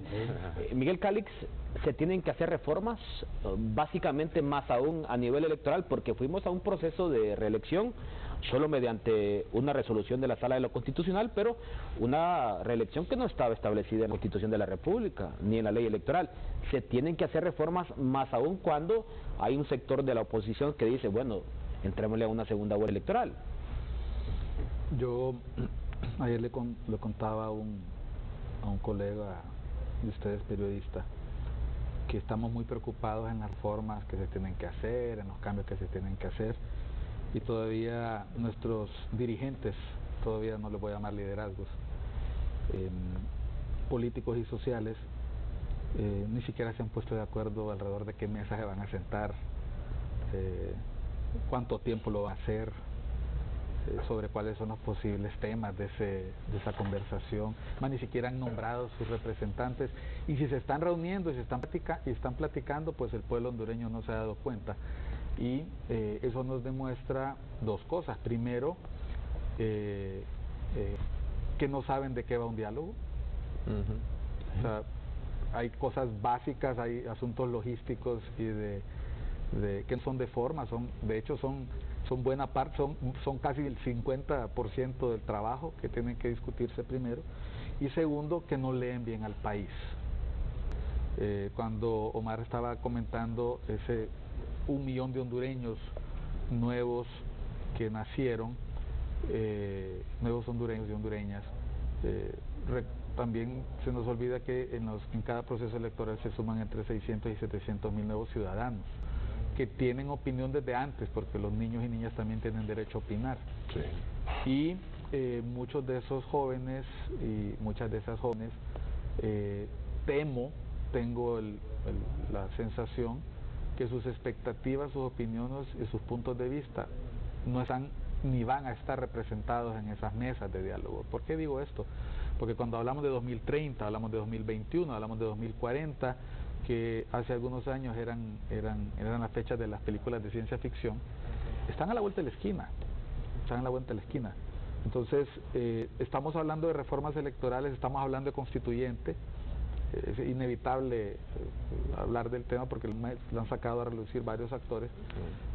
Cuando a esta altura, después de 35 años, ya sabemos dónde nos aprieta el zapato. Ya sabemos que eso es lo que los hondureños y hondureñas no les gusta cumplir de esa Constitución, o qué es lo que les provoca dificultad, bien porque en el momento que se hizo se tuvo una elevada expectativa de la ciudadanía hondureña, o porque precisamente se subestimaba la ciudadanía hondureña. Lo digo porque a esta altura, cuando hemos visto las interpretaciones que de manera inconstitucional ha hecho el Congreso Nacional en los últimos 35 años, nos damos cuenta que uno de los grandes problemas es que no hay voluntad de cumplir lo que se pacta, y la Constitución es un pacto, los acuerdos y las leyes son pactos. Entonces, si vamos a ir nuevamente como nación a una mesa de diálogo o a conversar sobre las reformas para hacer lo que se hizo con los acuerdos del 2001, que hoy todos están reversados o revertidos, todos, desde la figura del vicepresidente, pasando por la despolitización o despartidización del Tribunal Supremo Electoral, Registro Nacional de las Personas, y la inaplicabilidad práctica, aquí se va a utilizar la fórmula de inaplicabilidad, de el referéndum y el plebiscito. Aquí solo se ha hecho plebiscitos con la ley de municipalidad y para prohibir el consumo de alcohólicos, lo cual demuestra que la gente sí sabe usar la figura. Y eso es lo que le temen los políticos, porque iban a perder poder. Claro. Y entonces tienes una serie de reformas que se pactaron con alto espíritu patriótico. Don Olban estaba por ahí. ¿Y qué fue lo que pasó? Que en la primera oportunidad de aplicar la prohibición del presidente del Congreso de ser candidato, el expresidente Lobo dijo no me aplica porque no puede ser retroactiva. Y luego cuando se da la oportunidad de aplicarla nuevamente, el presidente del Congreso, Micheletti, dice no, me voy a la Corte, ojo, a presentar un recurso de inconstitucionalidad sobre una reforma que él había aprobado como diputado. Entonces, aquí se trata de, démonos cuenta que de nada sirve hacer diálogos, de nada sirve hacer reformas si los dialogantes, los actores políticos, uno, no incluyen voces representativas de las mayorías, y segundo, si no demuestran que tienen voluntad de cumplir lo que ahí se acuerde, por lo menos durante 10 años, para lograr un mínimo de estabilidad, porque aquí todos esos pactos en los últimos años se han hecho, Eric, para no cumplirlos. Entonces, antes de pensar en reformas, pensemos qué tipo de diálogo vamos a crear y qué tipo de voluntad política vamos a demostrar para que lo que ahí se acuerde sea como lo fue en España en el 78, en los pactos de Ajuria o lo que se hizo en Alemania cuando se hizo la Constitución del 48, 49, se cumpla independientemente de quién gane, de quién pierda y lo más importante, independientemente de intereses personales, que lo que esté primero sea el país y el futuro y presente de esas futuras generaciones. Costa Rica, que hace 4 años más o menos hizo su constituyente arreglando una cuestión, la Constitución ahí, de que corregir, está mejor que corregir. Y es que mire, perdón por quitarle la palabra, pero yo quería también participar en ese mismo hilo. La verdad es que le tenemos mucho miedo a esto, y de tanto miedo que le tenemos, que estamos perdiendo la perspectiva de que es una herramienta y nada más. El problema es el sobreuso. Mi mamá me enseñó así, ¿verdad? El uso produce confianza y la confianza abuso. Así que tener cuidado con respecto a eso. Mujer sabia. Y entonces yo he aprendido en eso, pues, o sea, si vamos a tener estas herramientas democráticas, hagámoslas, pero que todas sean el fruto de ese diálogo que deberíamos de buscar todos. Yo como hondureño quiero que la administración Hernández, todo este tiempo que queda, sea un éxito. Porque si él tiene éxito, yo voy a estar bien. Pero si tiene problemas graves y grandes, yo voy a tener problemas graves y grandes como ciudadano. Entonces, los gobiernos que queden deben de tener un respaldo con respecto a eso, y no una puya o una lanza que más bien les venga a afectar. Y eso es lo que debemos de estar más bien todos. Creo que hemos perdido la perspectiva de largo plazo. No sé si de tanto ir a la escuela, porque nos decían tarea para mañana, perdimos la perspectiva de largo plazo. Pero aquí es de construcción de país, de trascendencia generacional. Esta cuestión de temas de constituyente y constitución no es para la gente del presente. Sí hay algo de eso, pero es más para la gente, como usted lo trajo ahorita a colación, es precisamente esas personas que van a tomar decisiones, que ahorita son niños, pero que piensan. Mire, si seguimos así, este país como derecha puede terminar, y ojalá que no, pero eso es lo que estamos viendo, en un nacionalsocialismo versión latina, retardada a lo que hubo en Europa. No nos equivoquemos, las gentes toman decisiones de orden político en la medida que viven en eso, y ese nacionalsocialismo es lo más parecido al comunismo, porque es popular.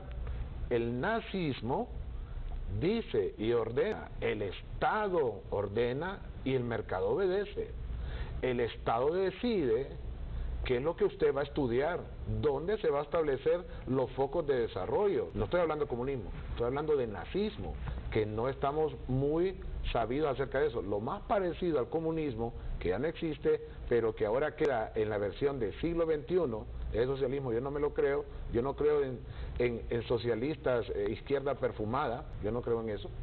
Entonces, tiene que verlo, hay una corriente que se está gestando en toda Latinoamérica, y eso es un nacionalsocialismo, versión latinoamericana, que está ocupando los espacios que están dejando gobiernos débiles democráticamente o gobiernos de izquierda que al final era para crear oportunidades para la gente de ellos, pero no para el pueblo. Eso es lo que está sucediendo y eso debemos tener especial cuidado. El problema acá es que yo sé, mucho de lo mío tiene que ver con visión. Yo hago análisis de mediano y largo plazo. Planificación estratégica. Sí, planificación estratégica. Mis cursos son sobre eso. Yo doy conferencias de planificación estratégica.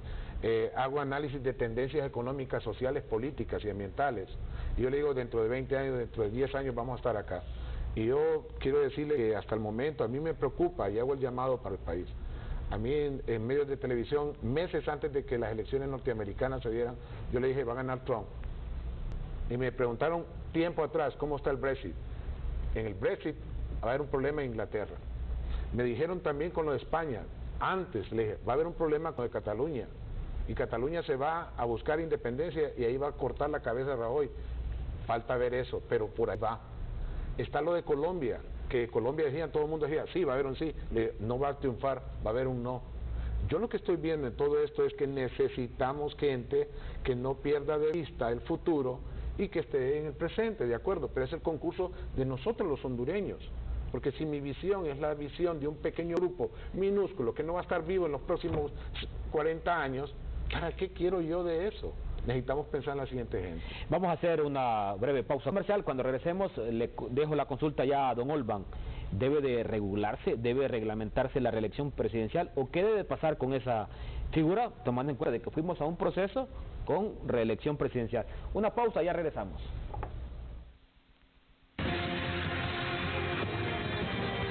Ya regresamos con Foro Canal 10. Desde pequeños, soñamos con movernos por nuestra cuenta. Aprendemos a caminar, a correr. Queremos seguir evolucionando. Llegó el momento de estrenar auto, con 0% de interés por 2 meses, desde 10% de prima, hasta 72 meses de plazo y preaprobación inmediata. Visita nuestras agencias Bacredomatic a nivel nacional o escríbenos a autobac@bacredomatic.hn y sigue avanzando con Autobacredomatic. Lo bueno de una supercarretera es que los beneficios que genera están a la vista. Nuevos negocios, más viajeros, hoteles llenos, nuevos destinos de turismo y de comercio. Seguridad en el camino. Una carretera de primer mundo como la CA5 nos conduce hacia el futuro. Nos lleva hacia el país que merecemos, hacia la sociedad que queremos. La CA5 es de todos y por eso todos contribuimos a construirla, a mantenerla, a cuidarla. Vamos al encuentro de un destino mejor para todos los hondureños por la mejor carretera de Centroamérica. La CA5, un orgullo para todos. Nuestro compromiso es que cada lempira que pagas te sea devuelto en proyectos de beneficio colectivo. Por esta razón, la Alcaldía Municipal te ofrece facilidades para que tengas al día tus cuentas. Preséntate a la unidad de finanzas y realiza convenios de pago, pero también puedes realizar tus pagos al contado o con extra financiamiento en las diferentes agencias bancarias autorizadas. Mantén al día tus impuestos, aprovecha la amnistía municipal. Alcaldía Municipal del Distrito Central. Tú siempre quieres ir más lejos. Para ti, creamos uno con Dynamax. El paquete de aditivos de incomparable calidad que te da total limpieza, extra protección y mayor potencia en todos nuestros combustibles. Super con Dynamax, regular con Dynamax, diésel bajo en azufre con Dynamax. Siente la diferencia desde el primer tanque lleno. Uno con Dynamax. Usted está viendo Foro Canal 10.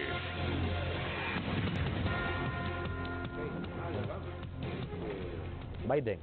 Le consulto, ¿qué sucederá mañana sábado en la gran final del fútbol hondureño? ¿Real España mantiene el resultado y es campeón o el Motagua remonta y es tricampeón? Dos opciones, la opción A, Real España es campeón, o la opción B, Motagua es tricampeón.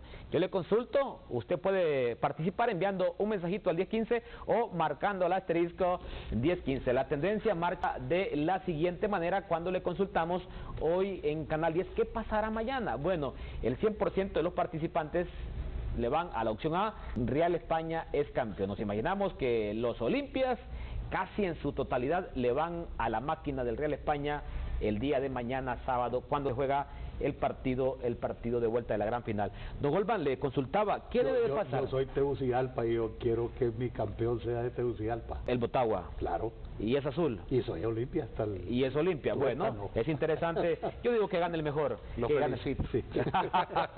Don Olvan, ¿qué debe de pasar con esta figura de la reelección presidencial? Bueno, desde el Ejecutivo ya se remitió un proyecto de ley para que fuera dicen en Casa Presidencial, reglamentada la reelección presidencial. Es un absurdo eso. ¿Por qué? Es un absurdo sencillamente porque la Constitución de la República no se puede reglamentar como se reglamenta una ley secundaria. La Constitución se puede reformar y en ella dejar plasmado en negro y blanco cuáles son los parámetros, pero no se puede venir a reglamentar algo, en primer lugar, que no esté establecido en la Constitución. Mire, la Constitución de la República se ha pretendido modificar, y estoy usando el lenguaje que tiene la Constitución, lo que hay una pretensión de modificación, pero el único que puede modificar la Constitución es el Congreso de la República, no es la Corte Suprema de Justicia con una resolución de inaplicabilidad de la ley. Mire, hemos hecho el absurdo en el mundo. En el mundo no existe la inaplicabilidad de una Constitución de la República. Y yo quiero, en ese sentido, Eric, yo me manifiesto totalmente contrario. Para mí seguiría siendo una ofensa que los diputados pretendan hacer algo que es totalmente irregular. Si queremos cambiar la Constitución, si el pueblo hondureño a través de una opinión generalizada dice que está de acuerdo con la Constitución y que yo en este momento digo que no, por la sencilla razón que el 60% del electorado en esta última elección se pronunció en contra de la reelección del presidente Hernández. Entonces yo digo, ahí hubo un plebiscito tácito, ahí hubo un plebiscito de interpretación, sí, pero de falta la base jurídica. Correcto, esa es la cosa. Correctísimo. Ahora, don Olban, pero yo le quiero decir algo, porque me quiero referir a lo que dijo Miguel, no quiero que esto pase superficialmente, porque ha sido una tesis que yo he sostenido. Mire, aquí la reelección se fincó en la resolución de la Corte Suprema y los voceros del continuismo dijeron que era cosa juzgada. Y que como era cosa juzgada y que dos Cortes Supremas, que ya sabemos cómo estaban conformadas y cuál es su lineamiento, ratificaron que era inaplicable. Entonces mi gran pregunta, Miguel, es, si utilizamos la figura de la cosa juzgada, ¿qué pasó entonces con la cosa juzgada de la misma Corte Suprema de Justicia, creo que fue del mes de noviembre del 2008, donde amparó al fiscal de la República en el caso de Micheletti, porque Micheletti reclamó que a él no se le podía aplicar la reforma que hicimos por consenso nacional, Miguel, en el 2001, donde dijimos que el presidente del Congreso no podía aspirar. Estábamos enriqueciendo el artículo de la Constitución donde no modificábamos la reelección del presidente, sino que agregábamos dos personajes más, que eran el presidente, el presidente del Congreso y el jefe en aquel tiempo de la Fuerza Armada, ¿se acuerdan? Entonces, ¿qué pasa? Viene la Corte Suprema de Justicia y dice en el 2008, no se le puede aplicar, es inconstitucional prohibirle al presidente del Congreso porque ustedes están modificando la Constitución de la República y están modificando el pétreo, y el pétreo es inmodificable. Así dice en la resolución, que es un tratado enorme, hay que leerlo, aparece en algunas emisiones de la Constitución de la República, aparece íntegro ese decreto, esa resolución de la Corte Suprema, pero lo dice así. Entonces, miren que los hondureños somos desmemoriados.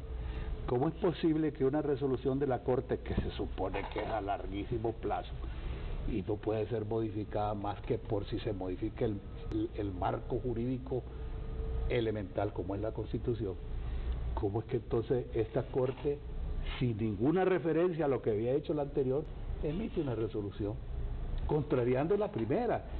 ¿Dónde está entonces el respeto a la ley? Y ese es el término que quería yo enfatizar en lo que dijo Miguel, el absoluto irrespeto que tenemos los hondureños por nuestras leyes, hasta por nuestra Constitución y nuestras decisiones.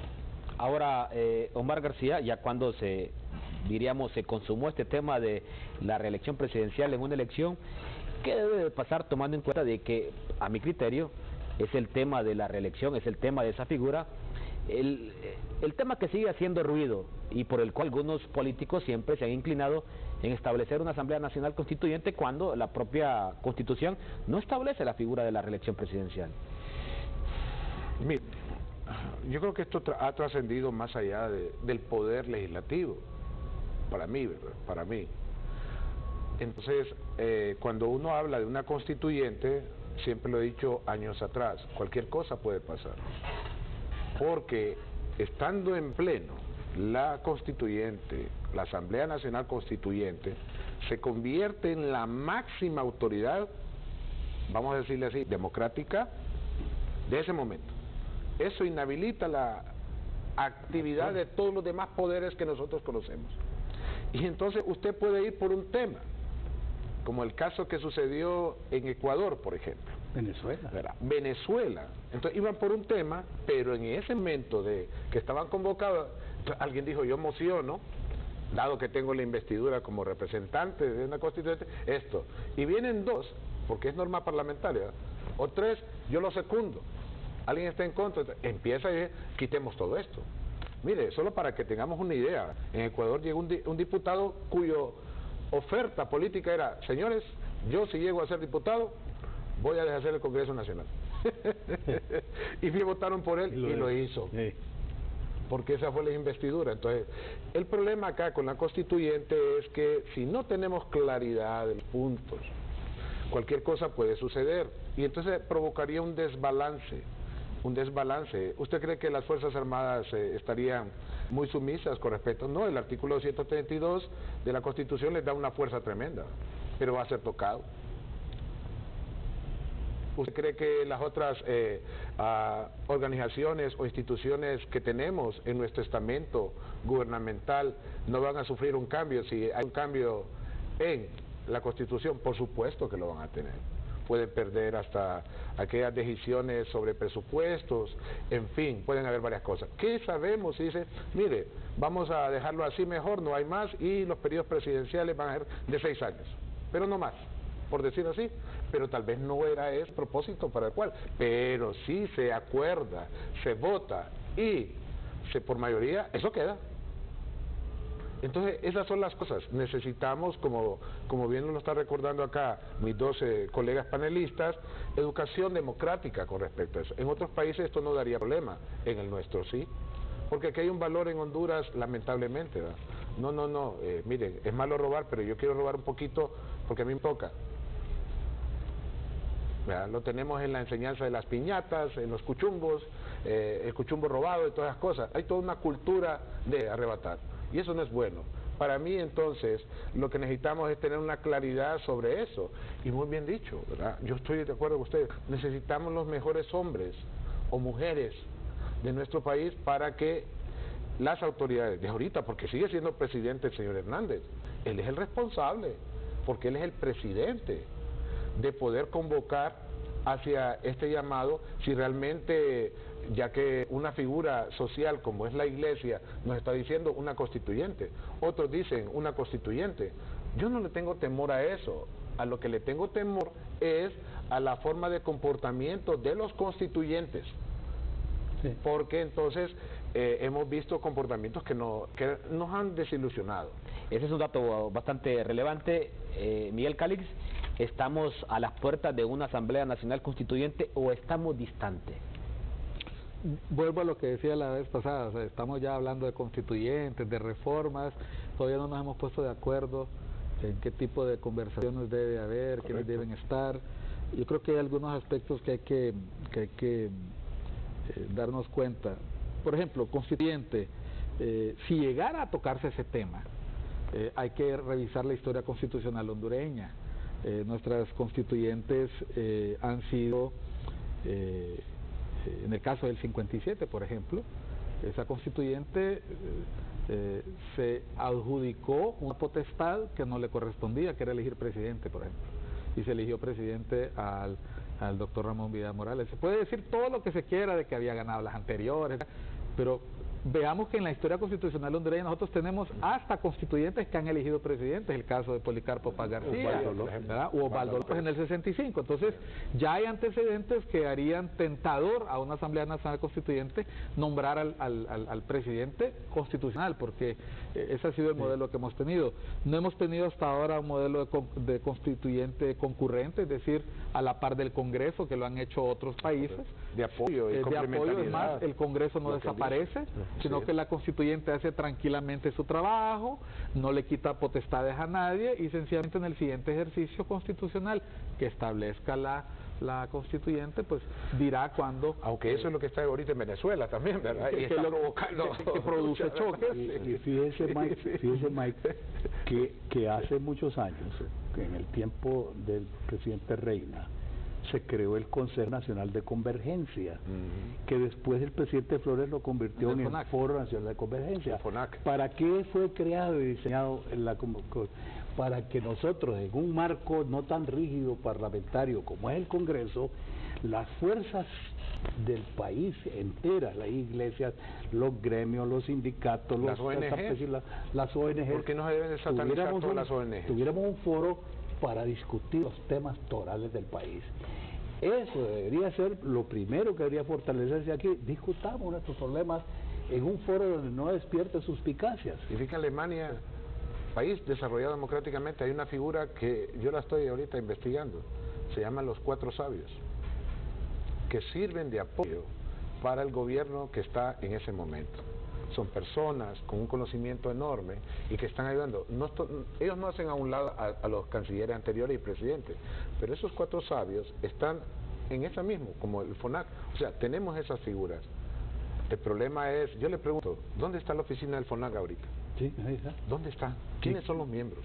¿Cómo debería de hacerse? Ese es el tipo de cosas. Entonces, volviendo a lo que estaba mencionando, entonces, si vemos el pasado, ya sabemos que el problema no es el modelo de constituyente que se adopte. El problema es la incapacidad demostrada de sostener la palabra empeñada. Entonces, cuando eso ocurre, se colocan candados. Por eso se pusieron los petros. Por eso se colocó, por ejemplo, aquí tenemos una práctica que a ustedes les va a causar risa si no se han fijado, la razón de la famosa interpretación de subsiguiente. En México, por ejemplo, desde que tienen la Constitución del 17, uno sabe que las legislaturas son los sexenios. Aquí las legislaturas deberían ser los cuatrienios. No, aquí se inventaron que un cuatrienio tiene 4 legislaturas. ¿Por qué? Porque el constituyente, con sabiduría, sabiendo esa afición que había de los hondureños de cambiar la ley con rapidez para ajustarla a casos particulares, se había planteado un cuatrienio como legislatura. No, aquí hay 4 legislaturas en un cuatrienio, lo cual hacía posible que en menos de 4 años pudiera reformar la Constitución con 2/3. O sea, por eso se tiene que hacer candados en el sistema. Y vuelvo al punto, primero hay que ponerse de acuerdo si la mesa va a ser cuadrada, si va a ser redonda, y yo incluso iría más lejos, el simbolismo, dónde se van a reunir, que sea un lugar que represente para los hondureños y hondureñas un espacio que por su naturaleza produzca armonía, así como se hace en otros países, que se escogen castillos o se escogen lugares. En este caso de Honduras, hasta el lugar tiene que ser simbólico. Hacemos una última pausa comercial aquí en su foro Canal 10. Estamos conversando con Miguel Calix, Omar García y también con Olvan Valladares. Una última pausa comercial aquí en su foro Canal 10. Ya regresamos con Foro Canal 10. De un sorbo este jugo te pone a mover la cabeza y los pies. El puro sabor a naranja azula te pone a bailar así. Y todo mi pueblo se mueve, el jugo más jugo se bebe. Los chicos y grandes lo quieren, ya todo el mundo lo sabe que Sula se toma así. El sabor de las frutas lo conserva con naturalidad. ¿Quién quiere Sula? La. Jugo Sula, el jugo más jugo. Sula, pura confianza. Hemos abierto una brecha importantísima para saber la verdad de todo lo que está pasando. Después de 29 años, Abriendo Brecha no solo sigue siendo el telenoticiero más valorado por los hondureños.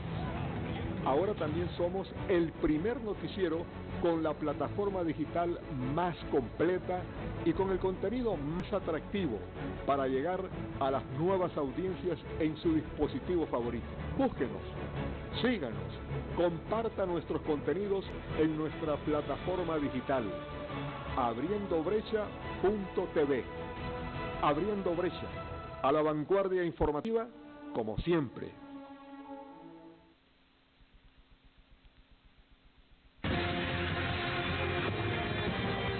Usted está viendo Foro Canal 10.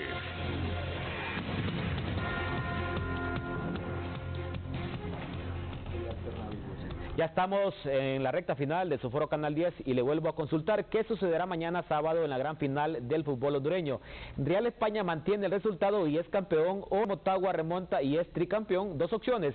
La opción A, Real España campeón; B, Motagua tricampeón. Usted puede participar enviando un mensajito al E15 o marcando el asterisco 1015. La tendencia 100% dice que Real España será campeón el día de mañana. Don Olban, 30 segundos para despedirnos. No, muchas gracias, Eric, que ha sido un foro muy enriquecedor. Yo le agradezco que me haya incluido en la presencia de estos dos ciudadanos hondureños, por quien yo he tenido mucho respeto desde hace mucho tiempo, dos jóvenes en realidad que son la generación de relevo. Alguien me preguntaba el otro día, ¿y usted cómo cree que se va a resolver este problema? Y le dije, mire, que nos muramos la generación mía, que ya somos los veteranos, y que de repente marginemos en alguna forma la siguiente, los bebesarios, los saurios, para ver si los nietos tienen otra visión de lo que es el país, porque como bien dice Omar, la preocupación debe ser los hijos y los hijos de los hijos. Entonces, muchas gracias y un saludo muy respetuoso a la teleaudiencia, y estas son mis expresiones de lo que yo siento en realidad en el fondo. No lo digo con el ánimo de estar respaldando ni atacando a nadie, sino sencillamente pensando en el país. Miguel Calix, su mensaje final. No, muchas gracias, Eric. Yo aspiro a que esta concordia, este ánimo que ha inspirado y que nos ha invadido aquí, sea el que prime en las reuniones de los dirigentes políticos, que todavía nos están debiendo el calificativo de liderazgos. Yo quiero liderazgos políticos y sociales que escuchen a la gente, que escuchen al pueblo, no solo cuando les conviene, sino en todo momento. Me quedo con eso último. Hasta el momento lo que tenemos en Honduras son dirigentes. Le falta más cualidades para convertirse en referente de ese liderazgo que se necesita en nuestra querida Honduras. Su mensaje final, Omar García. Bueno, yo como hondureño catracho, ¿verdad?, que amo mucho este país, yo realmente me emociona ser catracho. 5 estrellas. 5 estrellas, o sea, este es nuestro país. Yo anhelo unidad para que seamos fuertes, ¿verdad?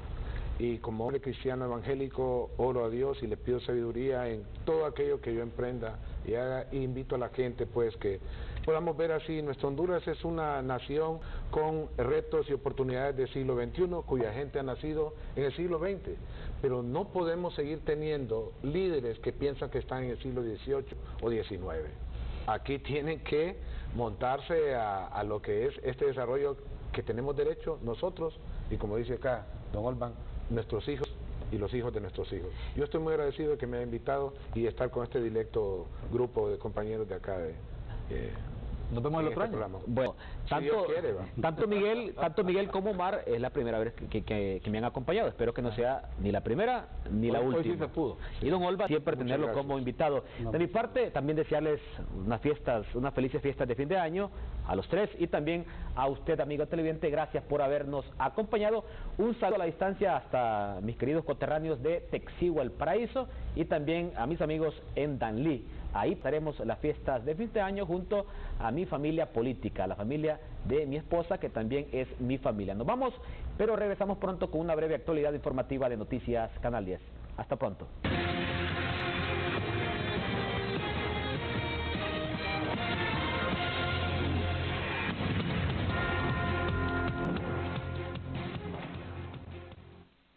De un sorbo este jugo te pone a mover la cabeza y los pies.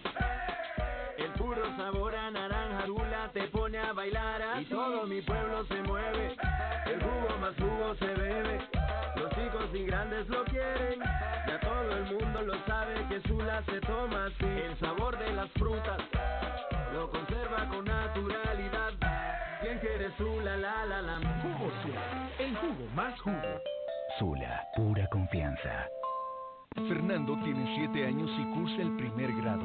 Se le dificultaba la lectura y las matemáticas, hasta que inició como tutorado en el programa de becas tutoría. A mí me gusta cómo me da la clase Alejandra porque es divertida. Vamos de paseo a la playa. Ahora él es más atento a sus clases y es mucho más responsable con sus tareas. La magia sucede cuando compartimos el conocimiento. Fundación Terra, creando futuro con educación. Tú siempre quieres ir más lejos. Para ti, creamos uno con Dynamax. El paquete de aditivos de incomparable calidad que te da total limpieza, extra protección y mayor potencia en todos nuestros combustibles. Super con Dynamax, regular con Dynamax, diésel bajo en azufre con Dynamax.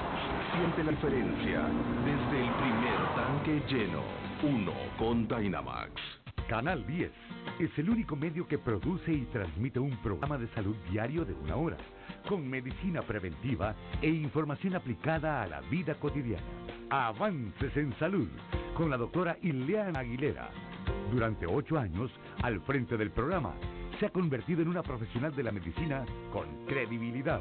Avances en Salud es el único y primer programa sobre salud producido en Honduras que se transmite de lunes a viernes de 9